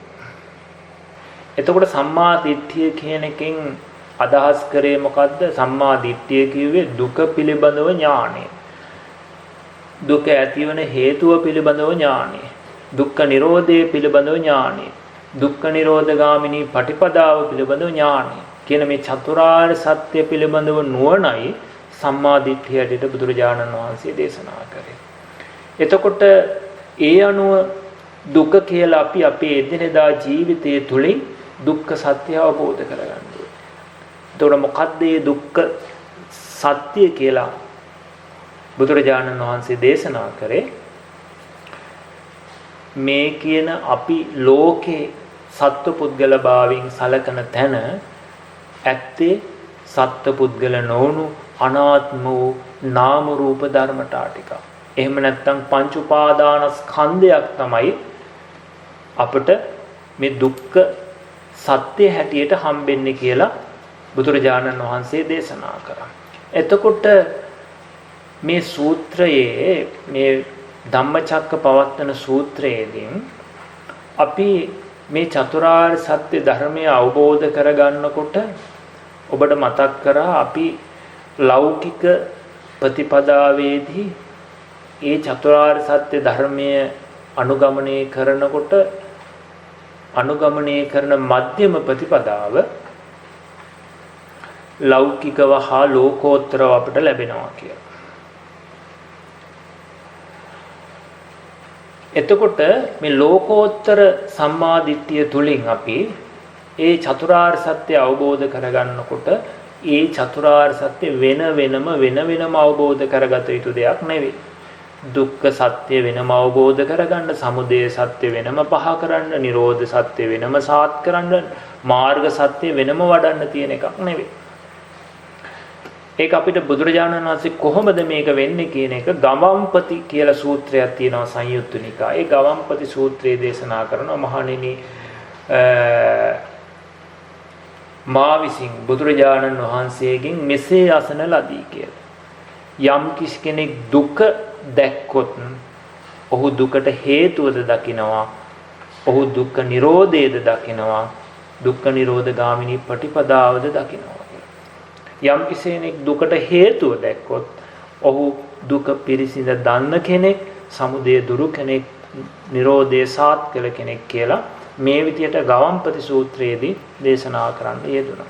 ඉතින් ඒ නිසා අපි මේ බුදුරජාණන් වහන්සේගේ ප්‍රතිපදාව තුළ ඇත්තටම අපිට කරන්න තියෙන්නේ දුක පිරිසිඳ දකින්න, සමුදය දුරු කරන, නිරෝධය සාත් වෙන මාර්ගයේ වැඩෙන ප්‍රතිපදාව හැටියට බුදුරජාණන් වහන්සේ දේශනා කරපු මේ දුක අවබෝධ කරගන්න එක, පිරිසිඳ දකින්න එක. ඒ නිසා අපි මුලින්ම තේරුම් ගන්න ඕනේ මොකක්ද අවබෝධ කරගත්තේ දුක කියන එක. අන්න එතකොට තමයි අපිට හම්බෙන්නේ බුදුරජාණන් වහන්සේ මේ සියලු දුක් එකට කැටි කරලා හකුළුවලා දේශනා කරන්න යෙදුනා සංකිට්ඨේන පංච උපාදානස්කන්ධා කියලා. කෙටියෙන්ම කියනවා නම් මේ රූප, වේදනා, සංඥා, සංකාර, විඥාන කියන මේ පංච උපාදානස්කන්ධය තමයි දුක හැටියට, දුක්ඛ සත්‍ය හැටියට මේ කෙටියෙන් හකුළුවා කිව්වොත් පංච උපාදානස්කන්ධය. ඒතර පංච උපාදානස්කන්ධය තමයි මේ ලෙඩ වෙනවා, මහලු වෙනවා, මරණයටපත් වෙනවා. ඒ වගේම නිന്ദා අපහාස තුලින් කැමැති දේ නොලැබීම, අකමැති දේ ලැබීම ආදී මේ සියලු දුක් නිර්මාණය වෙලා තියෙන මේ පංච උපාදානස්කන්ධය තුල. එතකොට අපි කෙනෙක් ලෙඩ වෙනවා, කෙනෙක් මහලු වෙනවා, කෙනෙක් දුක් විඳිනවා කියන තැන බුදුරජාණන් වහන්සේ දේශනා කරේ එතන පවතින්නේ සත්ව පුද්ගල නොවුණු ස්කන්ධ පහ. පංච උපාදානස්කන්ධයක් තමයි පවතින්නේ. එතකොට අපිට හම්බෙන රූපේ ආරම්භය, අපිට ඇහැට රූපයක් ගැටෙනකොට ඒ රූපේ ආරම්භය අපිට සැප දුක් වෙනවා. කනට ශබ්දයක් ඇහෙනකොට ඒ ශබ්දේ ආරම්භය අපිට සැප දුක් වෙනවා. දිවට රසයක්, නාසයට ගන්ධයක්, කයට ස්පර්ශයක්, හිතට අරමුණක් දැනෙනකොට මේ ආයතන හය හරහා, තවත් විදිහට කිව්වොත් ඇහැ, කන, නාසය, දිව, ශරීරය, මනස කියන මේ ආයතන හය හරහා තමයි අපිට සැප දුක් ගලාගෙන එන්නේ. එතකොට අපිට යමක් පෙනෙනකොට පේනවා කියන තැන, මම යමක් දකිනවා කියන තැන බුදුරජාණන් වහන්සේ දේශනා කරේ එහෙම දැකීමක් කෙනෙක් පුද්ගලයෙක් දකිනවා නෙවෙයි. ඒ ඇහැට රූපයක් ගැටීම නිසා මේ ස්කන්ධ පහක් තමයි හටගන්නේ, පංච උපාදානස්කන්ධය. අපිට පෙනීම කියන තැන තියෙන පංච උපාදානස්කන්ධයක් කියලා නොදන්නා අවිද්‍යාව නිසා අපි අනන්ත ජාති සංසාරේ ඒ පෙනෙන දේ ආරම්භය අපි සත්තු පුද්ගල අදහස් අපි ඇති කරගෙන තියෙනවා. ඒක ඇත්තටම බොහෝ අය මේ කාරණාව දන්නවා. මගෙන් බොහෝ අය ධර්ම ශ්‍රවණය කරලා තියෙන අය මේ සම්මා දිට්ඨිය පැහැදිලි කරනකොට මම කියන දේශනා කරන දේශනාව. එතකොට පෙනෙන දේ තුල තියෙන ස්කන්ධ පහක් පංච උපාදානස්කන්ධය. ඒක පිළිබඳව නොදන්නාකම නිසා අපි ඇති කරගෙන තියෙන විපරිත අදහස් ටිකක් තමයි සත්පුද්ගල භාවය කියන්නේ. අපි තුල තියෙන විපරිත අදහස් ටිකක් කියලා අපිටම තේරෙන්නේ අපි මම කියලා කියන තැන, පුද්ගලයෙක් කියලා කියන තැන තියෙන ධර්ම ටික හොයන්න ගියොත්, අවුස්සන්න ගියොත්, ගවේෂණය කරන්න ගියොත් අපිට පුද්ගලයෙක් හම්බෙන්නේ නැහැ. සතර මහා ධාතු රූපයකුයි ඒ රූපයේ ඇසුරු කරගෙන පවතින වේදනා, සංඥා, සංකාර, විඥාන කියන මේ ස්කන්ධ ටිකක් තමයි අපිට හම්බෙන්නේ. ඒ නිසා තමයි බුදුරජාණන් වහන්සේ දේශනා කරේ මහණෙනි මේ දුක කියන තැන තියෙන්නේ සත්පුද්ගල නොවුණු අනාත්ම වූ ස්කන්ධ පහක හට ගැනීම. ඒක බුදුරජාණන් වහන්සේ නොයේ ක්‍රම වලින් පෙන්වනවා. මේ ස්කන්ධ පහ නාම රූප හැටියට පෙන්වනවා, 12 ආයතන හැටියට පෙන්වනවා, 18 ධාතු හැටියට පෙන්වනවා, පටිච්ච සමුප්පාදේ චතුරාර්ය සත්‍ය හැටියට මේ හැම තැනක පෙන්වන්නේ මේ පංච පාදානස්කන්ධේ හට ගැනීම. එතකොට මේ පංච පාදානස්කන්ධේ නාම රූප හැටියට කිව්වොත් ඒ රූපස්කන්ධේ රූපෝපාදානස්කන්ධය තමයි රූප. එහි තියෙන වේදනා, සංඥා, සංකාර, විඥාන නාම රූප. මේ නාම රූප දෙක තමයි පංච පාදානස්කන්ධය හැටියට අපි කියන්නේ. අන්න ඒ නිසා මම මේ ඔබව අරගෙන එන්නේ අපි මේ චතුරාර්ය සත්‍ය ධර්මය අවබෝධ කරගන්න නම් අපි දැනගත යුතුයි දුක්ඛ සත්‍යයේ සත්‍ය ඥානය පිළිබඳව. ඒ දුක්ඛ සත්‍යයේ සත්‍ය ඥානය, දුක කියන්නේ මොකද්ද කියලා දැනගෙන ඒ දුක අවබෝධ කරගන්නකොට මට පේන තැන, ඇහෙන තැන තියෙන්නේ මෙන්න මෙහෙම ධර්මතා ටිකක් කියලා කෙනෙකුට වැටහෙනකොට අන්න යාර රූපය කෙරෙහි, වේදනාව කෙරෙහි ඇති කරගෙන තියෙන සත්වපුද්ගල අදහස ගැලවිලා යනවා. නිරුද්ධ වෙලා යනවා. ඒ නිරුද්ධ වෙන්නේ යාට රූපේ යථා ස්වභාවය වැටහෙනකොට. එතකොට පින්වතුනි රූපය පිළිබඳව ඇතිතතු නොදන්නාකම නිසා අපි ඇති කරගෙන තිබුණා නම් යම් කෙලෙස් ටිකක්, කර්ම ටිකක්, ඒ නිසා අපිට යම් දුක් ටිකක් ආවා නම් ඒ සියලු කර්ම, කෙලෙස්, දුක්ද සියල්ලම නිරෝධ වීමට යනවා. ඉතින් ඒක ඔබට හොඳට නුවණින් බැලුවොත් තේරෙයි අපිට දුක ආවේ පඨවි ධාතුව නිසාවත්, කෙස් නිසා, ලොම් නිසා නෙවෙයි.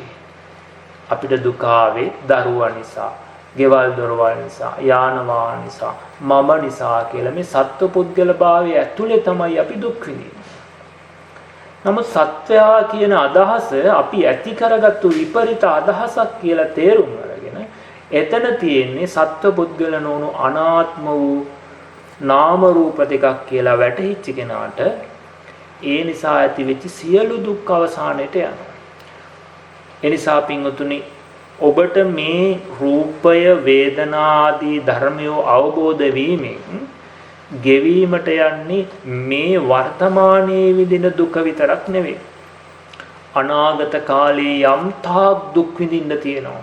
නිරේ වැටිලා, പ്രേත ලෝකේ වැටිලා, සතර අපායේ වැටිලා යම් තාක් දුක් විඳින්න උරුමකමක් තියෙනවා නම්, හේතු ටිකක් තියෙනවා.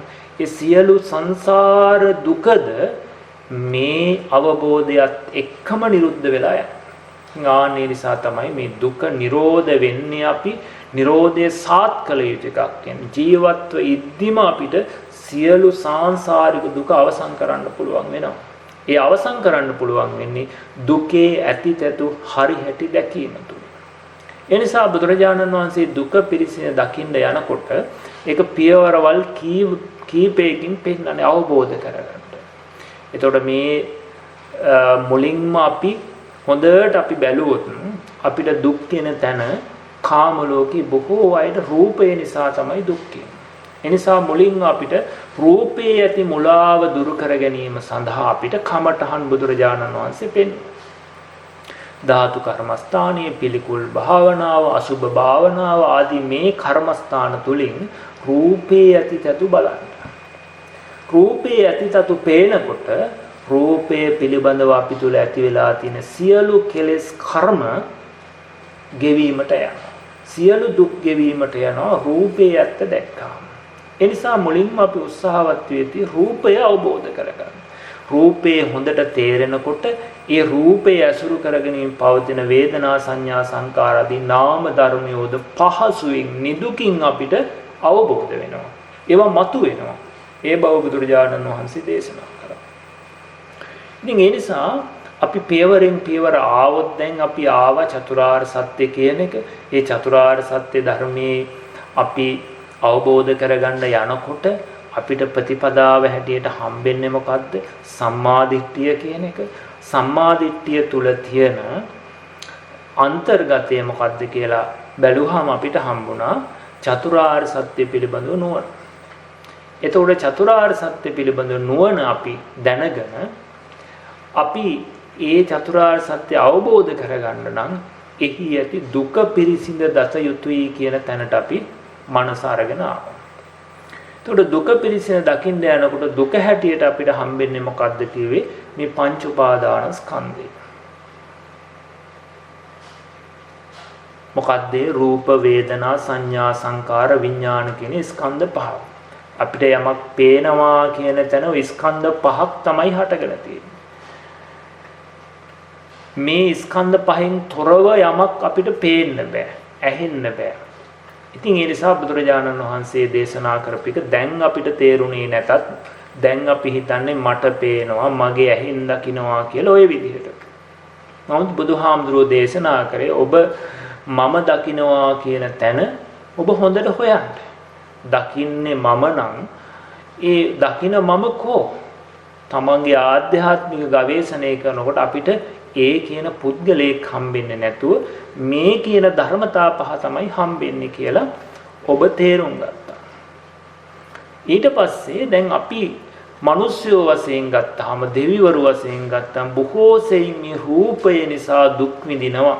රූපයට බොහෝ සෙයින් මුලා වෙලා තියෙන නිසා සතර සතිපට්ඨානයේ බුදුරජාණන් වහන්සේ කායානුපස්සනාව මුලින්ම දේශනා කරලා කායානුපස්සනාව තුලින් අපිට මුලින්ම රූපේ නිසා ඇතිවෙන දුක් යටපත් කරලා නාම ධර්ම මතු කරගෙන මේ නාම රූප දෙක තුලින් අපිට මේ චතුරාර්ය සත්‍ය ධර්මය අවබෝධ කරගන්නයි පෙන්නේ. හොඳයි, දැන් මේවා සමහර විට මේ කියනකොට කෙනෙකුට අමාරු වෙන්නත් පුළුවන්. ඉතින් මේක ඔබ ධර්ම ශ්‍රවණය කරලා තියෙන කෙනෙකුට මේක අපහසු නැහැ. ඉතින් යම් සාකච්ඡාව තුලින් අපිට නොතේරෙන දෙයක් තියෙනවා නම් කතා කරගන්නත් පුළුවන්. ඒ අනුව රූපේ අපි අවබෝධ කරගන්න යන ගමනේදී කෙනෙකුට ඒක පහසු වෙනවා පිළිකුල් භාවනාව ධාතු කර්මස්ථානයේ කොතනින් හෝ එකකේ. අපි කියමුකෝ අපි ධාතු කර්මස්ථානයේ තෝරාගත්ත රූපය අවබෝධ කරගන්න. එහෙම නැත්නම් පිළිකුල් භාවනාව කියලා. අපි කාටත් පහසු තැනක් ගත්තොත් පිළිකුල් භාවනාව කියන එක නොදන්න කෙනෙකුට වුණා. මේ පිළිකුල් භාවනාව තුළින් කොහොමද රූපේ අනුව ගියපු කෙලෙස් නැති කරගන්නේ කියලා බැලුවොත් බුදුරජාණන් වහන්සේ දේශනා කරපු ඒ කුණුප කොටස් 32 හොඳින් අපි වටහාගෙන තේරුම් අරගෙන ඒ අනුව මානසිකාරය පවත්වන්න. එතකොට අපි මුලින්ම ආධුනික කෙනෙක් පටන් ගත්තා කියලා කියමු අපි කුණුප කොටස් මේ 32කින් කුණුප කොටස් 5 පිළිබඳව කේසා ලෝමා නකා දන්තා තචෝ කියන මේ කුණුප කොටස් 5. එතකොට මෙතනින් තමයි කෙනෙක් පටන් ගන්නෝ 32ම මුලින් අපි තේරුම් ගන්න ප්‍රගුණ කළාට භාවනාවේදී මුල් කොටස් 5න් තේරුම් ගන්න. මේ කොටස් 5 උදාකාරව වැටහුණත් කෙනෙකුට ප්‍රමාණවත් රූපය පිළිබඳව වටහා ගන්න. එතකොට එයා යම් මෛත්‍රී හෝ බුදු ගුණ ආනාපාන සතියකින් හිත සමාධිමත් කරගෙන හොඳට මේ මානසිකාරය කරමින් කේසා ලෝමා නකා දන්තා තචෝ කියන මේ තච පංචකේ අනුලෝම ප්‍රතිලෝම වශයෙන් හොඳට සිහියෙන් මෙනෙහි කර. කේසා කියනකොට තමන්ගේ හිතට වැටහෙන්න ඕනේ හොඳට. කේසා කියන නිකං වචන ටිකක් කියලා හරියන්නේ නැහැ. ලෝමා කියනකොට ආන්නේ විදිහට අපි ඇහෙන් දැකලා වටහාගෙන තියෙන දේ මනසට ඔප්පු වෙන්න ඕනේ. ඒ විදිහට අනුලෝම ප්‍රතිලෝම වශයෙන් හොඳට මේ කොටස් ටික වැටහුණන් පස්සේ එක කොටසක් අරගෙන කේසා කියන කොටස ගත්තාම අපි මේ කෙස් කියලා අපිට සිහි වෙනකොටම අපි මේ කෙස් පිළිබඳව ඇති කරගෙන තියෙන සත්ව පුද්ගල සංඥාව එතෙන්ට අපිට වැටහෙනවා. කෙනෙකුගේ පුද්ගලයෙකු කියන අදහස එනවා. ඒක මම ඔබට තේරුම් අපි කියමු කෙස් වගේ වෙනම රූපයක් ගත්තොත් පොල් කෙන්දක් වරා කෙන්දක් කළු පාට මොන හරි ඒ වගේ එකක් ගත්තොත් ඒ වගේ ඒකක් අපි අතට ගත්තාම මේක කෙනෙකුගේ කියන අදහස එන්නේ නැහැ. නමුත් කෙස් ගහක් දැක්කොත් තිබුණොත් අපි අතට ගත්තොත් ඒක මේ පුද්ගලයෙකුගේ කියන වැටහීම ඇතුලෙන් එනවා. ආන් ඒ විපරිත අදහස තමයි මේක තුලින් ගෙවෙන්නේ. එතකොට ආන්න මේ කෙස් කියන එක කෙනෙකුගේ පුද්ගලයෙකුගේ කියන අදහස අපි ඇති කරගෙන ඉන්න එකක්. ඒක අපි අවිද්‍යාව නිසා හිතාගත්තු එකක්. ආන්න ඒක ගෙවෙන විදිහට අපි මේ කෙස් කියලා කියන්නේ සත්ව පුද්ගල නොවුණු රූප කොටසක්. අනාත්ම වූ පිළිකුල් වූ අසුබ වූ රූප කොටසක් මේ කෙස් කියලා කියන්නේ. ඒක කෙනෙක් පුද්ගලයෙක් නෙවෙයි.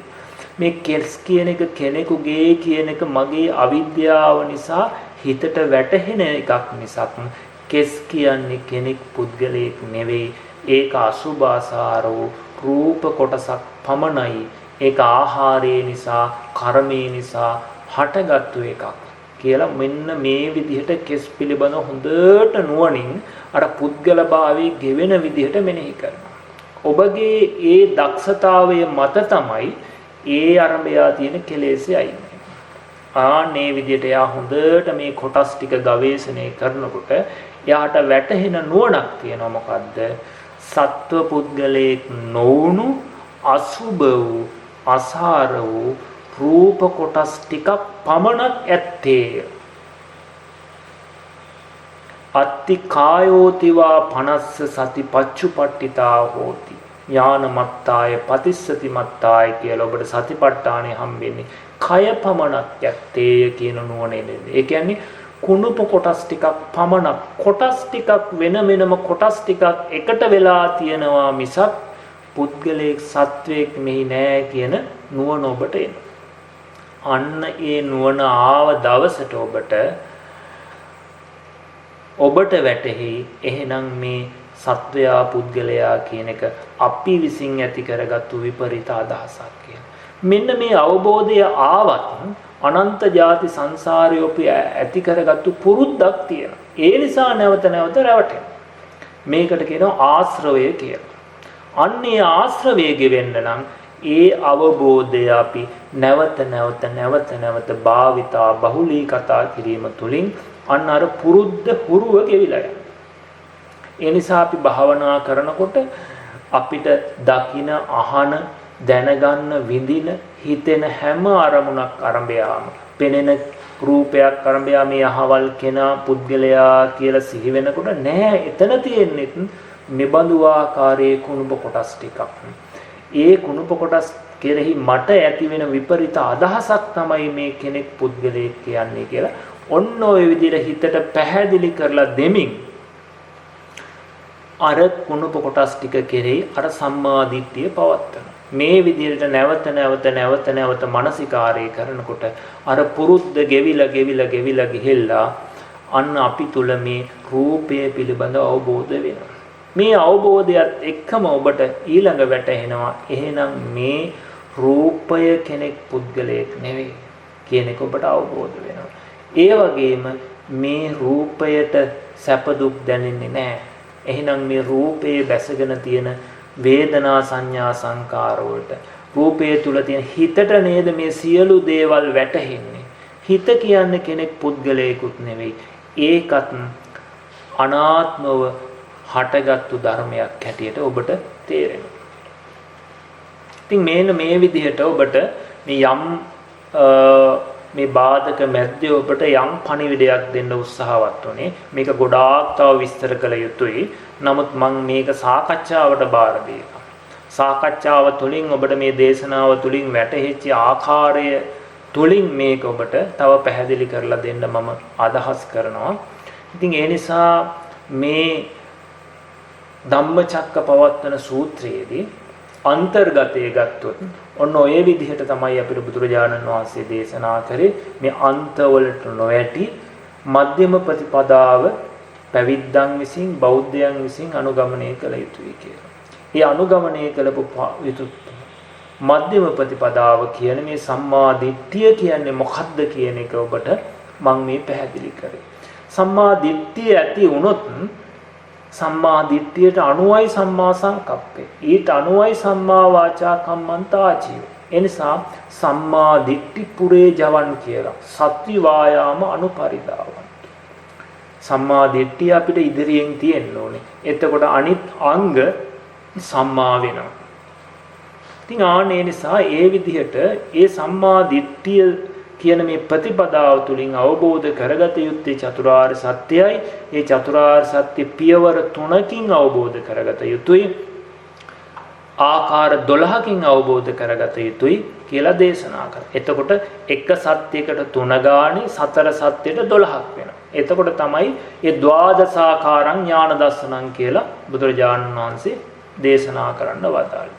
එතකොට එක් සත්‍ය පිළිබඳව සත්‍ය ඥානෙ, කෘත්‍ය ඥානෙ, කෘතඥානෙ වශයෙන් මේ හතර සත්‍ය පිළිබඳව නුවණ අපි තේරුම් ගන්නවා.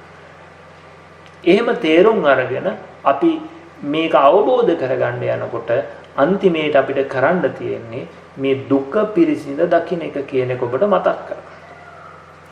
දුක පිරිසිඳ දකින්න යනකොට අපිට දුක හැටියට සත්පුද්ගල භාවයෙන් තොරව මේ නාම රූප දෙකක් ඇති බව තේරුම් ගන්න ඕනේ. ඒ නාම රූප දෙක මුලින්ම අපි මේ සම්මුතිය බිඳගෙන එතන තියෙන පරමාර්ථ වූ නාම රූප දෙක තේරුම් ගත යුතුයි කියන එක ඔබ තේරුම් ගත යුතුයි.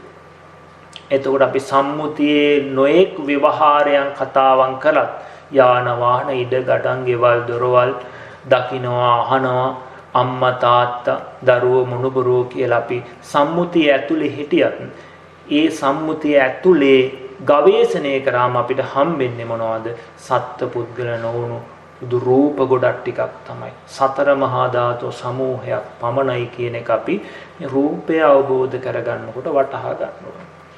එහෙනම් මේ රූපේ නිසා ඇතිවෙන දුක් නැති කරන්න නම් ඒ සඳහා ප්‍රතිපදාවක් වැඩි යුතුයි.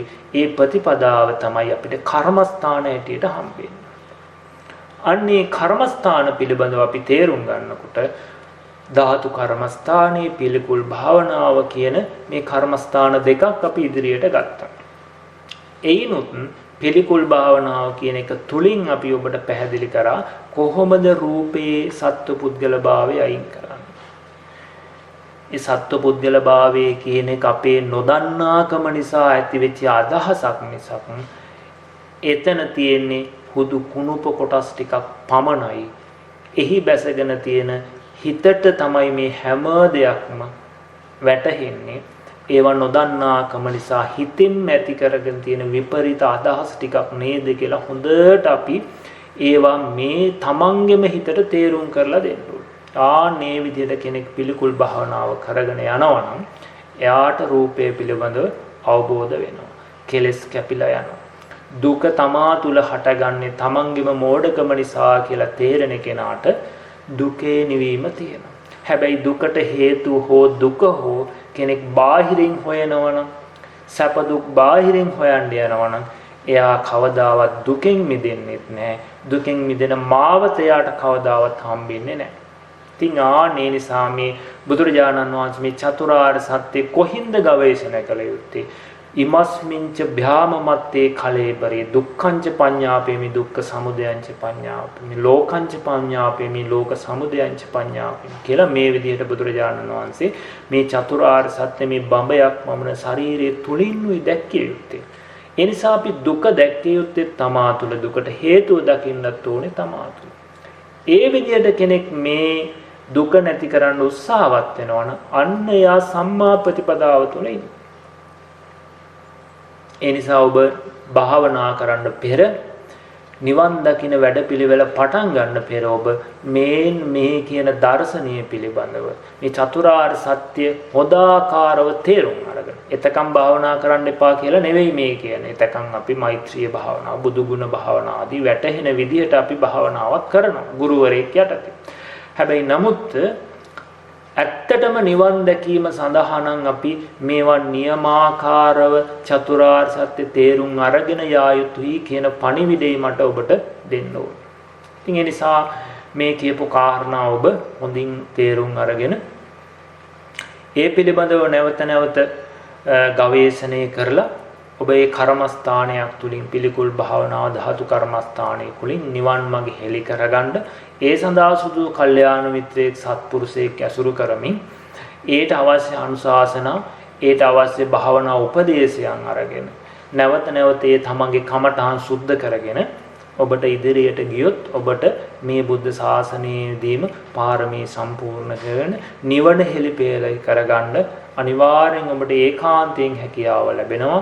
ඉතින් මේ ධර්මානුශාසනාව ධර්ම දානයත් ඒ සඳහාම උතුම් නිවන් මඟ හෙළිපෙහෙළි කරගන්න ධර්ම ශ්‍රවණය කරන සියලු දෙනාටමත් ඒ වගේම පූජ්‍ය යටියන වජිරපාල ස්වාමින් වහන්සේ ඇතුළු ඒ වස් ආරාධනා කරමින් මේ සඳහා අපකප වෙලා කටයුතු කරන සියලු දෙනාටමත් මේ කුසලයේ උතුම් චතුරාර්ය සත්‍ය ධර්මය අවබෝධ පිණිස වේවායි කියන ප්‍රාර්ථනාව සමග මගේ ධර්මානුශාසනාව අවසන් කරනවා. හැම දිනාටම තෙරුවන් සරණයි. ඔබට යම් දහම් ගැටලුවක් තියෙනවා නම් කාල වේලාව ඇති කියලා හිතෙනවා නම් ඔබට ඒ සඳහා මේ කටයුතු කරන්න අවස්ථාව දීලා විදේශනාව අවසන් කරනවා. තෙරුවන් සරණයි. තෙරුවන් සරණයි හැමදෙරේ මේ ප්‍රශ්නයක් අහන්න අවසරද? ඔව් කියන්න මම. ස්වාමීන් වහන්සේ මේ සොම්නසින් යුතුව චතුරාර්ය සත්‍ය අවබෝධ කිරීම කියන තැන සියුම්ම එතන පැහැදිලි කිරීමක් කරන්න පුළුවන්. දැන් ඒක කියන්නේ හැමදෙරේ මේ ආර්ය භූමියේ ඉන්න කෙනෙකුටද නැත්නම් අර දැන් ප්‍රත්‍යඥ භූමියේ ඉඳන් ආර්ය භූමියට යනකොට හැමදෙරේ අර අනුලෝම ඥාන හයනකොට දෝමනස්සයටපත් වෙලා නේද? මුල්ම චතුරාර්ය සත්‍ය අවබෝධයේ සෝවාන් ඵලයට වගේපත් වෙන්නේ නේද? ඒ දෝමනස්සේ කියන එක අපිට බෙදන්න පුළුවන් නෙක්ඛම්ම නිසිත ගේහ නිසිත කියලා.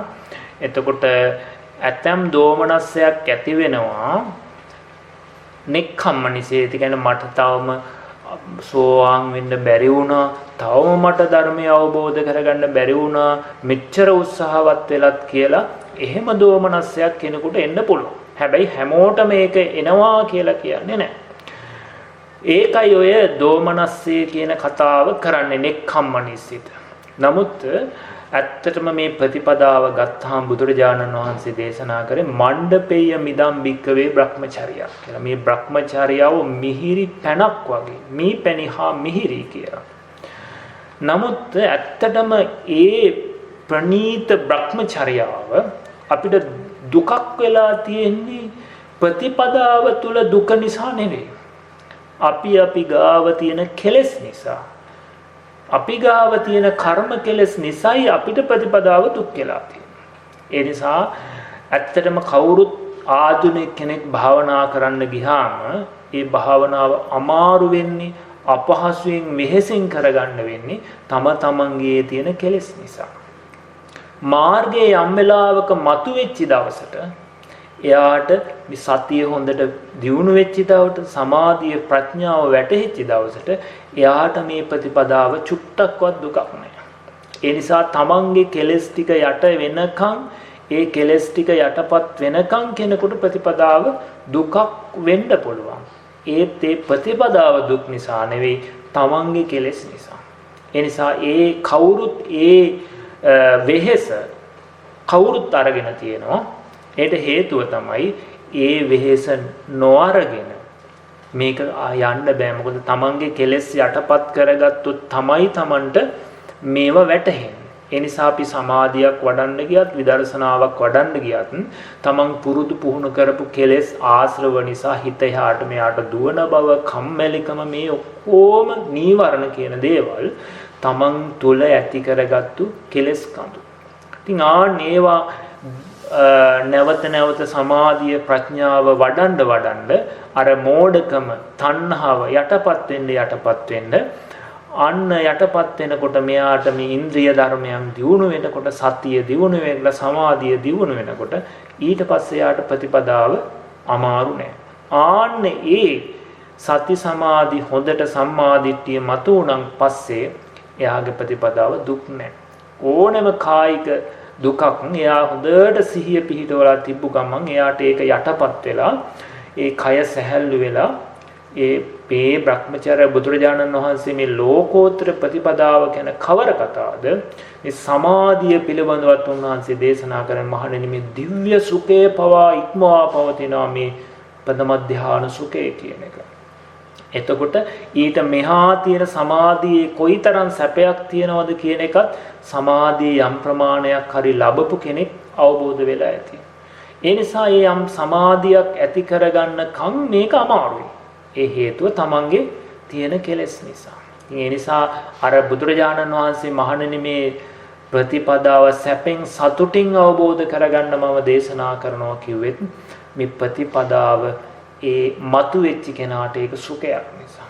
ඒක ඒ සුඛය ලැබෙන්නේ සෝවාන් වුණන් පස්සේ හෝ මාර්ගඵල ලැබුවන් පස්සේ ලැබෙන එකක් නෙවෙයි. එතනනු සුඛයක් ලැබෙනවා. නමුත් ඊට මෙහාත් එයාට සතුටින් මේ ප්‍රතිපදාව යන්න පුළුවන්. හැම වෙලාවෙම දුක් විඳ කරන්න ඕන එකක් නෙවෙයි මේක. ඒ දුක් විඳින්න වෙන්නේ අපි ප්‍රතිපදාව අපිට හරියට නොලැබුණු නිසා. එහෙම නැත්නම් තමන්ගේ කෙලෙස් වැඩි නිසායි දුක් විඳින්න වෙන්නේ. අවබෝධ වුණාද? තෙරුවන් සරණයි. එහෙමයි සමනස් බොහොම පැහැදිලි බොහොම පිං සමනස්. ස්වාමීන් වහන්සේ මටත් පොඩි ප්‍රශ්නයක් අහන්න හැකිද? ඔව් කියන්න අපි මහත්තයා. දැන් ස්වාමීන් වහන්සේ දැන් කෙනෙකුට මේ නිවන් මාර්ගයට යනකොට දැන් භාවනා කරලා මේ චතුරාර්ය සත්‍ය අවබෝධයක් ඇතුව කරන්නත් පුළුවන් මේකට.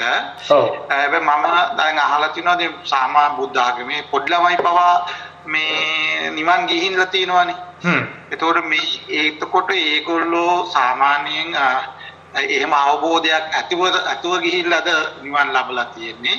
එහෙම නැත්නම් මේවා ගැන යම්කිසි වැඩිපුර අවබෝධයක් නැහැ චතුරාර්ය සත්‍ය ගැන. හැබැයි මේ අපි කෙනෙක් භාවනා කරන්න පටන් ගන්නවා. මේ භාවනා කිරීම තුළ එයාගේ නීවරණ ධර්ම අඩු වෙලා එයාට එතනින් එතෙන්දී යම්කිසි ඔය කියන පිළිවෙලට කියවම යම්කිසි අවස්ථාවකදී මේ මේවා චතුරාර්ය සත්‍ය සහ මේ පංච උපාදානස්කන්ධ ඇතිවීම නැතිවීම එයා දැකීම තුළ එයා නිවන අවබෝධ වෙනවා අවබෝධ කරගන්නත් පුළුවන්. කියන්නේ මුලින් යන්නේ නැතුව අග ඉඳන්. ඔව් හොඳයි මහත්තයා මේ ඒ ප්‍රශ්නේ බොහෝම හොඳ ප්‍රශ්නයක්. මොකද බොහෝ අයටගේ තියෙන මේ ඔය අදහසක් තමයි යෝග. ඇත්තටම කෙනෙකුට මේ දර්ශනය පිළිබඳව අවබෝධයක් නැතුව හිත සමාධි වඩනකොට කෙනෙකුට ධර්මය අවබෝධ වෙනවා නම් ඇත්තටම ධර්මය අවබෝධ කරගන්නේ බුදුරජාණන් වහන්සේට ඉස්සෙල්ලා එදා හිටපු ආලාර කාලාම උද්දකරාම පුත්ත ආදී මේ අය. මෙයාලා සමාධියේ පරතරට ගියපු අය. අරූප ධ්‍යාන පවා ලැබලා නව සංඥා නාසඤ්ඤායතන පවා කෙලස් සියල්ල යටපත් කරපු අය හිටියා. යටපත් කරපු. හැබැයි එයාලට කවදාවත් චතුරාර්ය සත්‍ය ධර්මය අවබෝධ වුණේ නැත්තේ මේ දර්ශනීය පිළිබඳව ඇති අඩුව නිසා. සරියුත් මහරහතන් වහන්සේටත් බුදු කෙනෙකුට විතරයි ඒක තමන්ට අවබෝධ වෙන්නේ. සරියුත් මහරහතන් වහන්සේටත් උන්වහන්සේටත් මේ ධර්මයේ පිළිබඳව රහතන් වහන්සේ නමකින් ශ්‍රවණය කරන්න ඕන. ඒ තරම් ප්‍රඥාව තිබුණත් මේ දර්ශනීය වැටුණන් පස්සේ තමයි උන්වහන්සේ සෝවාන් ඵලයටපත් වුනේ. ඉතින් ඒ නිසා හිත වැඩුවා කියලා කොච්චර සමාධියක් වැඩුවත් කවදාවත් නොදන්න දෙයක් ඉබේ මතුවලා එන්නේ නැහැ. ඒ දන්න දේම දකින්න ලැබෙනවා. දන්න දේ දකින්න ලැබෙන්නේ ඇතුළත ඒ සම්මාදිට්ඨිය තිබුණොත් තමයි අපිට ඒක දකින්න ලැබෙන්නේ. ඒ නිසා මම ඒකයි කිව්වේ අර බුදුරජාණන් වහන්සේ ඇතම් සූත්‍රවල දේශනා කරන සමාධින් භික්කවේ යථා භූතං පජානාති. සමාධිය තියනවා නම් ඇත්ත හැටියට දකින්නවා කියලා. ඒ ඇත්ත හැටියට දකින්නේ දැනගත්තු කෙනා. ඔබ අහලා ඇති මේ සබ්බාසව සූත්‍රයේ වාසි ජටෝපම සූත්‍රෙහිම බුදුරජාණන් වහන්සේ දේශනා කරන ඥානතෝහම් භික්කවේ පස්සතෝ ආසවානං කයං වදාන්නේ. දන්න කෙනාට දකින කෙනාටයි ආශ්‍රවයක් සෙවීම කියන්නේ. එතකොට දන්න කෙනාට දැනගත්තු කෙනාට දැක්කන් පස්සේ ආශ්‍රවයක් සෙවීම කියනවා කියලා පෙන්නනවා. ඉතින් ඒ නිසා අපිට වැටහෙන්න පුළුවන් කෙනෙක් දැන් සුනීත සෝපාක වගේ අය, රජ්ජුමාලා වගේ අය, ওই බණ අහා හිටියද සූත්‍ර කියවා හිටියද නෑ නේද? එයාලට මේ අහනකොටම අවබෝධ වුණා නේද කියලා කෙනෙකුට හිතිලා ඔය වගේ අදහස් එන්න පුළුවන්. නමුත් පින්වතුනි ඒ අයටත් බුදුරජාණන් වහන්සේ මේ සියලු චතුරාර්ය සත්‍ය දේශනා කරන්න යෙදුණා. සියල්ල විස්තර සහිතව නෙවෙයි. ඒ අය හේතු සම්පත් තිබුණ අය. සසර මනාකොට පුරුදු පුහුණු කරලා තිබුණ අය. ඒ නිසානේ යම් පිරිසකට බණ කියනකොට සමහර පිරිසක් රහත් වෙනවා. සමහර පිරිසක් සෝවාන් වෙනවා. සමහර සියරකට මොකවත් අවබෝධ වෙන්නේ නැහැ. ඇයි මේ? අහනකොට හරි සමාධිය තියෙනකොට හරි අවබෝධ වෙනවා නම් මේ ඔක්කොට මේක වෙන්න ඕනේ. නමුත් ඇයි මේ කෙනෙකුට අවබෝධ වෙනවා, කෙනෙකුට අවබෝධ වෙන්නේ නැහැ, කෙනෙක් සෝවාන් වෙනවා, කෙනෙක් රහත් වෙන්නේ තම තමා සසර පුරුදු කරලා තියෙන මේ පාරමී ශක්තිය අනුවයි ඒ කෙනාට අවබෝධ වෙන්නේ. ඇයි බුදුරජාණන් වහන්සේ බණ කියන්න පුද්ගලයෝ හොයා ගියේ? හේතු සම්පත් තියෙන අයට මේක කියපු ගමන් අවබෝධ වෙනවා. ඒ නිසා ඒ ප්‍රතිපදාව, ඒ පාරමී දුක් විඳින ඒ ප්‍රතිපදාව මුල් කාලේ පුරපු අය ආන්නයාලට තමයි හේතු සම්පත් තියන අය කියලා කියන්නේ. ඒ නිසා එහෙම දැන් ඒ කාලේ හිටපු රජ්ජුමාලා, කිසා ගෝතමී, සුනීත, සෝපාක වගේ සසර මේ ධර්මයේ පුරුදු පුහුණු කරලා හොඳට ඒ ඉන්ද්‍රිය ධර්මයන් මතුවෙලා දියුණු වෙලා තිබුණා. එයාලට දැන් අපිට අර සූත්‍රය හම්බුනේ නැති වුණාට බුදුරජාණන් වහන්සේ මේ ප්‍රතිපදාව එයාලගේ අර වැහිලා තියෙන ඒ නුවණ මතු කරලා අරගෙන උන්වහන්සේ දේශනා කරනවා. එතකොට උන්වහන්සේලාට අර සසර පුරුද්දත් එතෙන්න සම්බන්ධ වෙලා ඒක අවබෝධ වෙනවා. කෙනෙකුට නැවත ප්‍රගුණ කරලා අවබෝධ කරගන්න වෙනවා. ඉතින් ඒ නිසා මේ කෙනෙකුගේ ඉන්ද්‍රිය නානත්වයේ මත වෙන එක. කොහොම වුණත් අපේ මහත්තයා ඔය අහපු ප්‍රශ්නේ ගත්තාම ඇත්තටම කෙනෙකුට මේ චතුරාර්ය සත්‍ය පිළිබඳව නොදැන හිත වැඩුවා කියලා අවබෝධ වෙන්නේ නැහැ කවදාවත්. ඉතින් ඒ නිසා ඒකයි මම කිව්වේ එහෙම අවබෝධ වෙනවා නම් සමාධියේ පරතරට ගියපු ඒ ශස්ත්‍රාත්වරු එයාලට උද්දකරාම පුත්‍ර ආදී මෙයාලා නේව සංඥානා සංඥායට දක්වා හිත දියුණු කරපුවා. නමුත් එයාලට අවබෝධ වුණේ නැත්තේ සමාධිය තිබුණාට දර්ශනේ නැතුව ඉබේ මතුවෙන්නේ නැහැ මේක. ඒ නිසා හැමෝම තේරුම් ගත යුතු කාරණාවක්. අපි දකින්නේ නම් දැනගෙන තියෙන දේ. ඉබේ මතුවෙන්නේ නැහැ. ඒ නිසා අපි පිළිකුල් භාවනා කරත්, ධාතු කර්මස්ථානයේ කරත්, මේ පිළිකුල් භාවනාව තුළින් කොහොමද අවිද්‍යාව ගෙවෙන්නේ? කොහොම මෙනෙහි කරොත්ද මේ තණ්හාව අයින් වෙන්නේ කියන කාරණාව අපි දැනගෙන ඉන්න ඕනේ. ඒ දැනගෙන ඉන්න කෙනයි අවිද්‍යාව දුරු වෙන විදිහට මානසිකාරය කරන්නේ. තණ්හාව ගෙවෙන විදියට පිළිකුල් භාවනාව වඩන්නේ එයා ඒ ක්‍රමයේ දැනගෙන හිටියොත්. ආනේ නිසා මේ දර්ශනය දන්න කෙනාට මනෝව දුක් ගෙවීම යනවා. හැබැයි එක දෙයක් තියෙනවා, කෙනෙකුට ඒ දර්ශනය නැතුව හරි පිළිකුල් භාවනාව කිරීමෙන් යම් සමාධියක් ලැබෙන්න පුළුවන්. ඒ තුල සැපේකුත් තියෙන්න පුළුවන්. ඒක වෙනම කාරණාවක්. ඒක අපි දන්නවනේ කසිනයක් වැඩුවත් දැන් පටවි කසිනයක් අරගෙන පටවි කියලා මෙනෙහි කර හිටියත් ඒ සැපය ලැබෙනවා. නීවරණ යටපත් වෙනකොට. ඒක නෙමෙයි මෙතනදී අදහස් කරේ. අවිද්‍යාව තණ්හාව නිරෝධයෙන් ගෙවෙන්න නම් ඒ ගෙවෙන විදිහේ ක්‍රමවේදය අපි දැනගෙන ඒ විදිහට මානසිකාරය පැවැත්විය යුතුයි. එතකොටයි කෙලෙස් ගෙවෙන්නේ.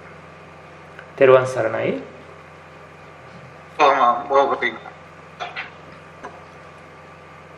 අවසරයි ස්වාමීන් වහන්සේ, පොඩි ප්‍රශ්නයක් තියෙනවා. ඔව්. චතුරාර්ය සත්‍ය අවබෝධ කරාම ඊළඟට ඉපදීමක් නොවෙන්නේ අවිද්‍යාව නැති වෙන හින්දාද නැත්නම් කර්මක්ෂය වෙන හින්දාද? ඒක පොඩ්ඩක් පැහැදිලි කරන්න පුළුවන් ස්වාමීන් වහන්සේ. හොඳයි තෙරුවන් සරණයි. බොහොම ඒකත් හොඳ ප්‍රශ්නයක්. ඇත්තටම චතුරාර්ය සත්‍ය ධර්මය අවබෝධ කිරීමෙන් තණ්හාව නැති වෙනවා කියන තැනම අවිද්‍යාවද ඒහා බැඳුණු සියලු අවිද්‍යාවද කර්මද කෙලෙස්ද නිරුද්ධ වෙනවා. මේ ඔක්කොම ඉන්නේ එකම දර්ශනයකින්. ඉතින් ඒ නිසා මේ දැක්ම තුලින්ම එයාට මේ අපි තණ්හාව නැති කරා කියලා කිව්වට චතුරාර්ය සත්‍යයේදී තණ්හාව නැති කළාම දුක චතුරාර්ය සත්‍ය අවබෝධ වෙනවා දුක නිරුද්ධ වෙනවා කිව්වම පටිච්ච සමුප්පාදේ අපිට හම් වෙනවා තණ්හාව නැති කරන්න නම් තණ්හාව ඇති වෙලා තියෙන්නේ මොකක් නිසාද? වේදනාව නිසා. වේදනාව ඇති වෙන්නේ කොමක් නිසාද? ස්පර්ශ නිසා. ස්පර්ශ ඇති උනේ මොකක්ද? ආයතන නිසා. ආයතන හැටි උනේ නාම රූප නිසා. නාම රූපයට ගත්තේ විඥාන නිසා. විඥාන හටගත්තේ සංකාර නිසා කියලා මෙහෙම අපිට මේකේ ගියහම අන්තිමේට අපිට හම්බෙන්නේ අවිද්‍යාව කියන තැන. අවිද්‍යාව නිසා සංකාර වෙලා සංකාර නිසා විඥාන වෙලා නාම රූප වෙලා ඒ තියෙන වේදනාවට තණ්හා කරලා තමයි මේ තණ්හ උපාදාන ජාති ජරා ඇති උනේ කියලා. එයාට මේ පටිච්ච සමුප්පාදේ දුක ඇති වෙන හැටි පැහැදිලි වෙනවා. ඇත්තට මේ දුක ඇති වෙන හැටි හා නැති වෙන ක්‍රමය දැන ගැනීමයි සම්මාදිට්ඨිය කියලා කියන්නේ. චතුරාර්ය සත්‍ය අවබෝධය කියන්නේ ආන්න ඒකම තමයි. ඉතින් එතකොට කෙනෙකුට චතුරාර්ය සත්‍ය අවබෝධ වීමෙන් කර්ම කෙලස් ගෙවෙන්නේ අවිද්‍යාව නැතිවීම. එතකොට අර එතුමිය අහපු ප්‍රශ්නයේදී කර්ම කෙලෙසුත් සියල්ල ගෙවෙනවා. අවිද්‍යාවත් ගෙවෙනවා, තණ්හාවත් ගෙවෙනවා, කර්මත් ගෙවෙනවා. එතකොට කර්ම ගෙවෙනවා කියනකොට කෙනෙකුට අදහසක් ඇති වෙන්න පුළුවන්. එහෙනම් බුදුරජාණන් වහන්සේ අවිද්‍යාව නැති කරානේ. උන්වහන්සේට කර්ම ඵල දුන්නා කියලා අපි අහලා තියෙනෝනේ. ඒක කොහොමද වෙන්නේ කියලා කෙනෙකුට අදහසක් එන්න පුළුවන්. ඇත්තටම අවිද්‍යාව නැති කිරීමේදී දැන් මේ දක්වා අපි කරපු යම් කර්මයක් තියෙනවා නම් ඒකේ විපාක වරින් වර එන්න පුළුවන්. අතීතේ කරපු කර්මයකට විපාක එන්න පුළුවන්. හැබැයි මේ මාර්ගයෙන් නැති කරන්නේ මතු ප්‍රතිසන්දිදායක කර්ම ටිකක් තියෙනවා නම් ඒ ප්‍රතිසන්දිදායක ශක්තිය මාර්ග ඥාණයෙන් නැති කරලා දානවා. දැන් ඇත්තටම මේ අපි දකින දේ අහන දේ තියනවා කියන මේ නිත්‍ය සංඥාව නිතයි අපි නැවත නැවත භවෙන් භවේ යන්නේ. දැන් අපි කියපු දේ අහපු දේ තියනවා කියලා අපිට සිහි වෙනවා.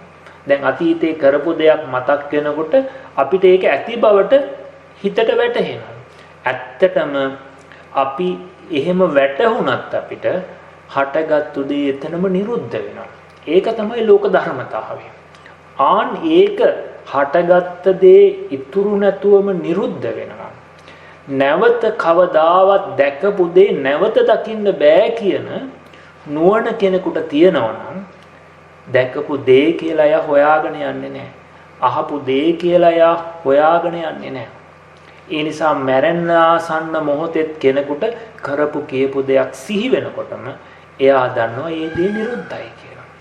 අන්න නිරුද්ධයි කියලා දැක්කාම එයාට මේ හිත බැස ගන්න තැනක් නැහැ. තිබ්බොතුයි හොයාගෙන යන්නේ. හටගත්ත දේ නිරුද්ධයි කියලා දැක්කොත් එයාට හොයාගෙන යන්න දෙයක් නැහැ. එහෙනම් ඒ හිතත් එතනම නිවිලා යනවා. අන්න ඒකයි වෙන්නේ. කර්මයක් වුණත් විපාක දෙන්න නම් අවිද්‍යාව තියෙන්න ඕනේ. කර්ම කරපුවා දැන් අඟුලිමාල මහරහතන් වහන්සේ ඒ පු탁ජන කාලේ මොනතරම් කර්ම කරාද? ඒකට කර්මක් ක්ෂය වුණා කියලා කියන්නේ අවිද්‍යාව නිරෝධයෙන් කර්මයේ විපාක දෙන්න අවකාශ නැතුව යනවා. ඇයි කර්මය තිබුණට විපාක දෙන්න නම් මෝඩකම තියෙන්නත් ඕන. අවිද්‍යාව. ඒ නිසා අවිද්‍යාව පත්‍ය සංඛාර සංඛාර පත්‍ය විඥානං කියලා මේ දුක හට ගන්න හැටි පෙන්නනවා. ඉතින් ඒ නිසා උපන්න භවයේ අතීතයේ කරපු යම් කර්ම ශක්තියක් තියෙනවා. ඒකට වරින් වර විපාක එන්න පුළුවන්.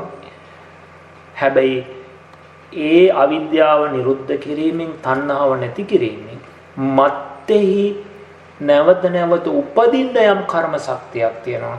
ඒ සියලු කර්ම ටික ක්ෂය වෙලා යනවා අවිද්‍යාව නැති වුණාන් පස්සේ. වැටුණාද? තෙරුවන් සරණයි. එහෙමයි ස්වාමීන් වහන්සේ බොහොම පිං. ස්වාමීන් වහන්සේ අවසරයි. තෙරුවන් සරණයි. තෙරුවන් සරණයි. ස්වාමීන් වහන්සේ පොඩි සරල ප්‍රශ්නයක් මේ සරල විදිහකට අහන්න උත්සාහ කරන්නේ. ඔව්. ස්වාමීන් වහන්සේ මේ ලෝකෝත්තර සම්මාදිට්ඨිය සහ ලෞකික සම්මාදිට්ඨිය අපි වෙන් කරගත්තොත් අපි මෙහෙම කිව්වොත් හරිය නේද ස්වාමීන් වහන්සේ? අපි ලෞකික සම්මාදිට්ඨිය කියනකොට අර දසවස්තුක සම්මාදිට්ඨිය කියලා අපට අර්ථ දක්ව ගන්න පුළුවන්. ඔව්. ලෝකෝත්තර සම්මාදිට්ඨිය කියනකොට ඔය පංච උපාදානස්කන්ධයකට මම මගේ කියලා ගැනීම සුදුසු නැති බව ආකාරයට ගත්තොත් හරිද ස්වාමීන් වහන්සේ? එහෙම පොඩ්ඩක් සරල වෙන් කරගන්න පුළුවන් නේද ස්වාමීන් වහන්සේ? ඔව් පුළුවන් අපේ මහත්තයා පුළුවන්.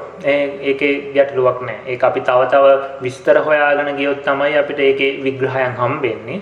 නමුත් යම් කිසි කෙනෙක් ඔය අදහස තුල හිටියත් එයා මේ සම්මාදිට්ඨි දෙක පිළිබඳව නිවැරදි දැනුමක ඉන්නවා කියලා කියන්න පුළුවන්.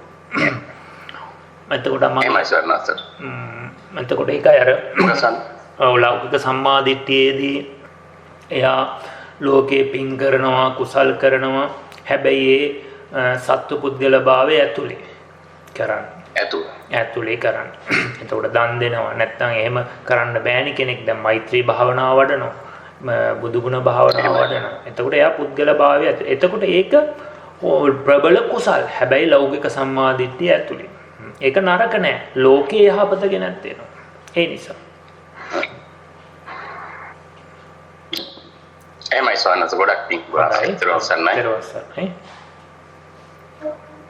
තෙරුවන් සරණයි ස්වාමීන් වහන්සේ මේ හොපින් මේ ධර්මයේ ගොඩක් ගැඹුරට කිව්වා. ස්වාමීන් වහන්සේ මේ දැන් අපි අත්තකලමතාන යෝගයේ ඒකාන්තයක් කාමසුකල්ලිකාණ යෝගයේ ඒකාන්තයක් කියලා ධම්මචක්කේ පිට වහන්සේ පෙන්ලා දුන්නා.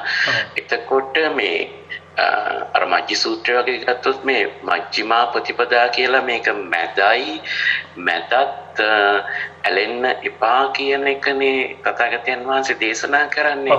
එතකොට මේ මැද කියලා දැන් අපි සාමාන්‍යයෙන් ගන්න මේ උපේක්ඛා මට්ටම. ඒ කියන්නේ සපත් නෙවෙයි දුකත් නෙවෙයි මේ මැදට ඇවිල්ලා මේ උපේක්ඛා මට්ටමට ගිහිල්ලා මේක ඇයි මැදක් විදියට බුදුරජාණන් වහන්සේ අර මජ්ක්‍ධිමා කියන වචනේ සමහරක් වෙලාවට මම මෙච්චර කලක් ඇත්තටම ලොකු මේ මැද කියන එක අර දෙකේම නැති නිකන් අර මේ භාගයට භාගයක් වගේ කියන එකක් තමයි මම මෙච්චර කල් හිතන් හිටියේ යන්නේ. ඒ කියන්නේ ඇයි මේ මජ්ක්‍ධිමා කියන වචනය පුදුරජාණන් වහන්සේ පාවිච්චි කළේ කියන එක මේ තව පොඩ්ඩක් ගැඹුරට පැහැදිලි කරලා දෙනවා නම් ස්වාමීන් වහන්සේ බොහොම පිං තෙරුවන් සරණයි. හොඳයි තෙරුවන් සරණයි.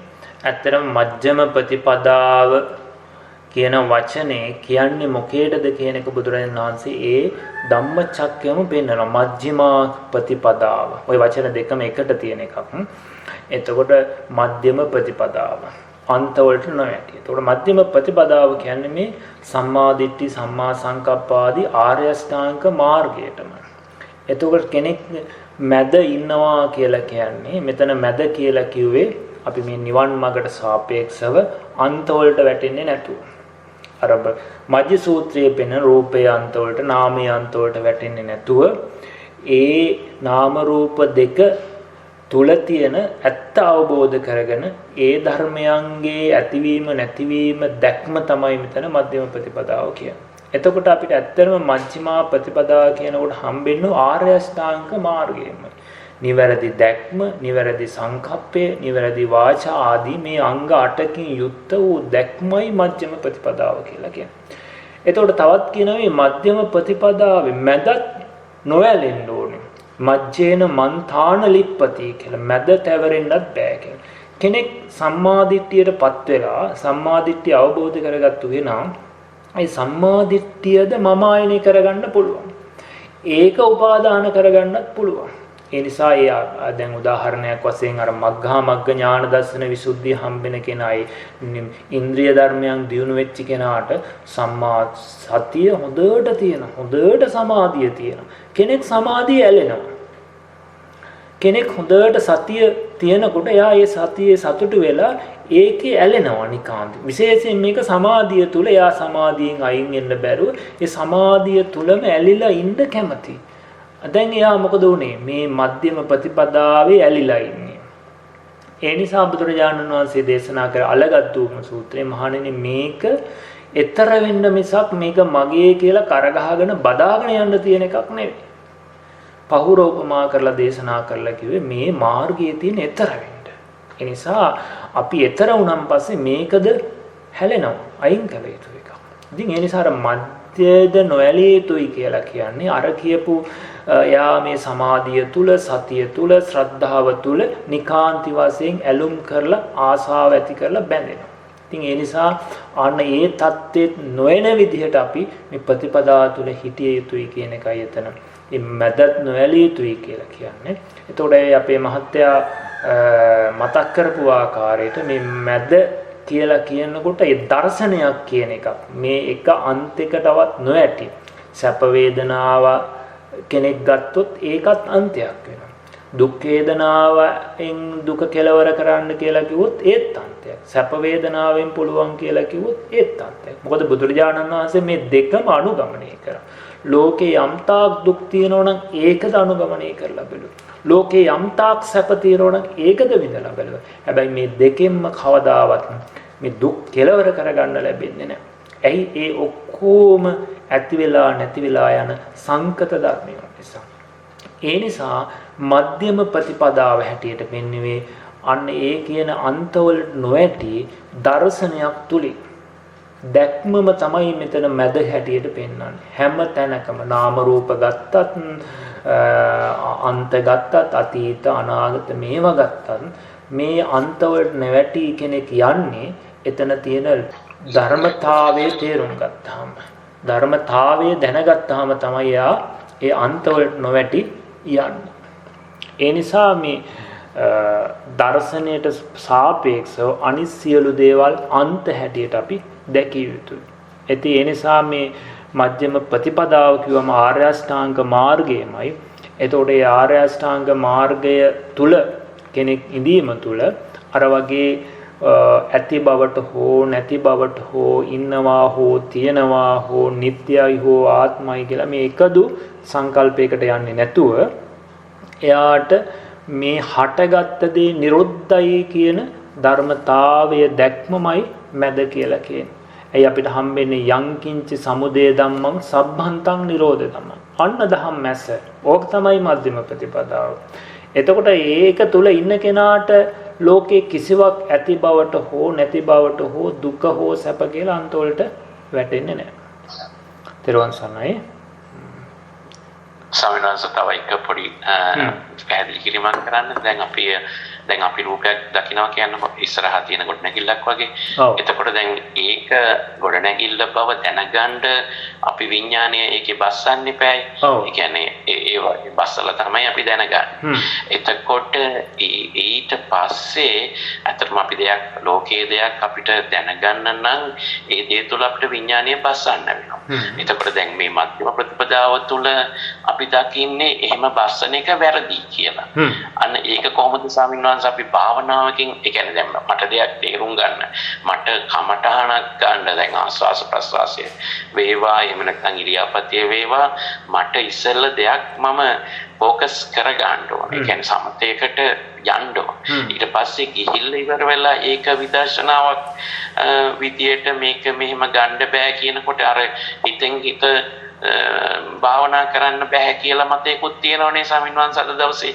ඉතින් ඒ තර්කයක් එක්ක අපි කොහොමද ඇත්තටම මේක මේ දකින්න ඕනේ කියන්නේ දැන් අපි සාමාන්‍ය දැන් අර අත්තිකායුතිවා 50 සති මේ කියන අත්තිකායුතිවා කියන්නේ එතන කයක් අරගෙනද අපි ඒක සතියෙන් දකින්නේ කයක් නැත කියලා ඒ වගේ අපි කරන්නේ නැත්නම් මුලින් ඉඳන්ම අපිට අරම ફોકસ එකක් නැතුවද ස්වාමීන් වහන්සේ කරන්න ඕන අනේ කරුණාවෙන් පැහැදිලි කරලා දෙන්න කොහොමද?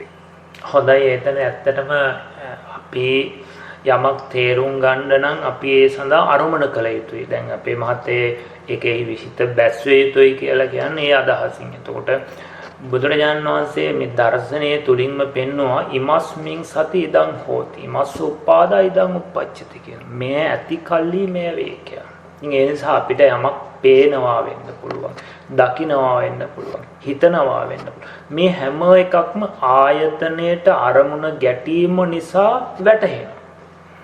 එතකොට කෙනෙක් දකිනවා, කෙනෙක් වටහා ගන්නවා, කෙනෙක් හිතනවා නෙවෙයි.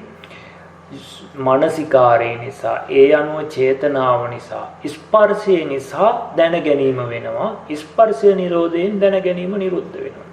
කියන දැක්මක එයාට තිබුණොත් ඒ දැක්ම තුළ ඉඳගෙන එයාට ඒ තුළ කටයුතු කරන්න පුළුවන්. අපි උදාහරණයක් වශයෙන් කිව්වොත් අපි හොඳට අහලා තියෙන මේ උපමාවක් මේ ඡායාව කියන එක.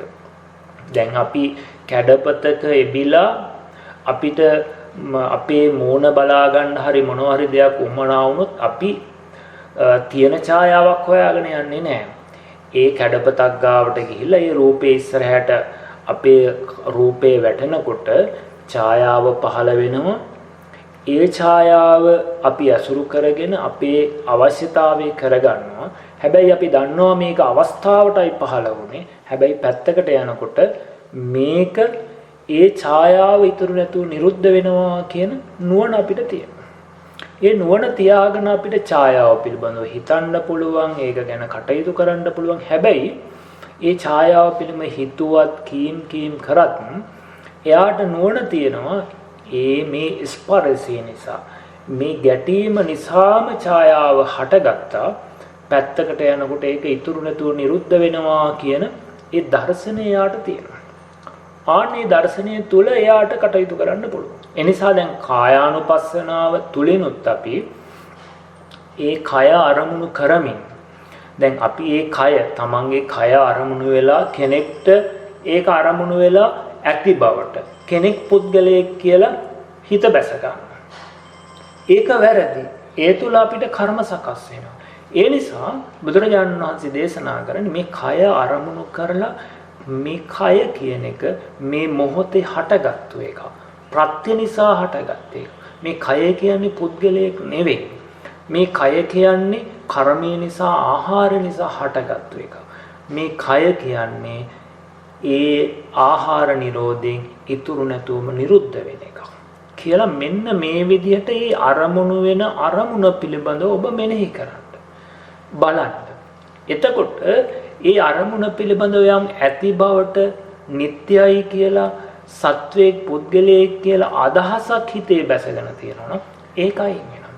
ඒ නිසා අරමුණු කර කර අපි ඒ දේවල් මානසිකාරය කර කර අපි තුළ ඒ අරමුණ පිළිබඳව බැසගෙන තියෙන අවිද්‍යාව තමයි ගෙවා ගන්න ඕන. ඒ අරඹයා තියෙන තණ්හාව තමයි ගෙවා ගන්න. තණ්හාව ගෙවුවත් තණ්හාව අවිද්‍යාව ගෙවුනන් පස්සෙත් අපිට ඒ අරමුණු ගැන හිතන්න පුළුවන්. අරමුණු ගැන කල්පනා කරන්න පුළුවන්. නමුත් ඒ අරඹය අපිට කෙලෙස්සෙන්නේ නැහැ. දැන් ඇයි ඒ දකින අහන දේවල් ඉතුරු නැතුව නිරුද්ධ වෙනවා දැකීමෙන් පස්සේ කියන නුවණ දැන් අපිට ඇති වෙලා තියෙන නිසා. කැඩපතේ ඡායාව වගේ. අපි කැඩපතේ ඡායාව පිළිබඳව අපිට කවදාවත් ඒක පිළිබඳව ඇති බවට එන්නේ නැහැ. අපිට හිතන්න පුළුවන්, කතා කරන්න පුළුවන්, නමුත් කෙලෙස් එන්නේ නැහැ. ඉතින් අපිට අවශ්‍ය යන්නේ ඒක. ඉතින් ඒ නිසා අපි හිත අරමුණේ බස්ස ගන්නවා කියන එක තුල ඒ අරමුණ දැනගන්නවා, දකින්නවා කියන තැන නෙවෙයි ප්‍රශ්නේ තියෙන්නේ. අරමුණ අරබය අපිට නිට්ටයයි ආත්මයි කියලා හිතේ ඇතිවෙන වැරදි වැටහීම තමයි ප්‍රශ්නේ උනේ. ඒ වැරදි වැටහීම තමයි කර්මය උනේ. ඒක තමයි අපිට උපාදාන උනේ. ඒකට අනුවයි අපිට දුක ආවේ මිසක් අරමුණෙන් නෙවෙයි දුක ආවේ. අන්න ඒ නිසා මේ අරමුණු කර කර හිත එහි බස්ව අපි ඇති කරගන්න දර්ශය තමයි ඒ දකින දේ, ඒ අහන දේ පෙර නොතිබීම හට ගන්නවා, ඉතුරු නැතුවම නිරුද්ධ වෙනවා කියන දැක්මයි අපි පුරුදු කරන්නේ. අනේ ඒ තුල කටයුතු කිරීමේදී අපි තුල අර තියෙන අවිද්‍යාව ගෙවිලා දුක නිරෝධයට යනවා. තෙරුවන් සරණයි. වැටුණාද දන්නේ අපි මහත්තයලා? බොහොම පිං ස්වාමීන් වහන්සේ තව හිතන්න ගොඩක් දේවල් තියෙනවා. ඔබ වහන්සේට බොහොම පිං තෙරුවන් සරණයි. තෙරුවන් සරණයි. අපේ කාලක් තියෙන කට්ටියට ප්‍රශ්න අහන්න තියෙනවා නම්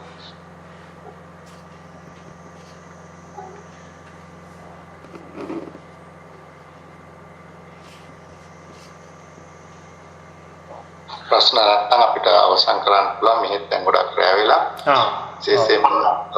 විශේෂයෙන්ම අම්තුරන් වහන්සේට සෙනවිරත්න පවුලේ කර්ණ පින්කම් ප්‍රදාන දායකත්වයේ බාරගෙන කටයුතු කරන වගේම අද මේ පින්කමේ ධර්ම දේශනා පින්කමේ දායකත්වයේ බාරගෙන කටයුතු කරන වගේම නොකරන අපේ බෞද්ධ පින්වත් හැම දෙනා වෙනුවෙන්ම අම්තුරන් වහන්සේට පුණ්‍යානුමෝදනාත්මක ස්තුතිවන්ත වෙනවා. චතුරාර්ය සත්‍ය අවබෝධයට මම පිළිපෙළි කරමින් තව වටිනා දේශනාවක් සිදු කිරීම පිළිබඳව ඒ වගේම හාමුදුරන් වහන්සේට අපි නිදුක් බව නිරෝගී බව ප්‍රාර්ථනා කරනවා. ඉදිරියට ශාසනික කටයුතු চিරාත් කාලයක් කරගෙන යන්නට ශක්තිය ධෛර්යය ලැබෙන්න කියලා අපි ඥානමෝදනා කරනවා. ඒ වගේම අපේ මේ පින්කම් වල ශක්තිය බලෙන් ඒ සියලු ප්‍රාර්ථනාවන් සිද්ධ වෙන්න කියලා අපි ප්‍රාර්ථනා කරන හඳුරන් වහන්සේට දරුවන් සරණයි. තෙරුවන් සරණයි. සාදු සාදු සාදු. හොඳයි. අපට සම්බන්ධ වුණ හැම දිනාටම අපි දරුවන් සරණ ප්‍රාර්ථනා කරනවා. හොඳයි. තෙරුවන් සරණයි.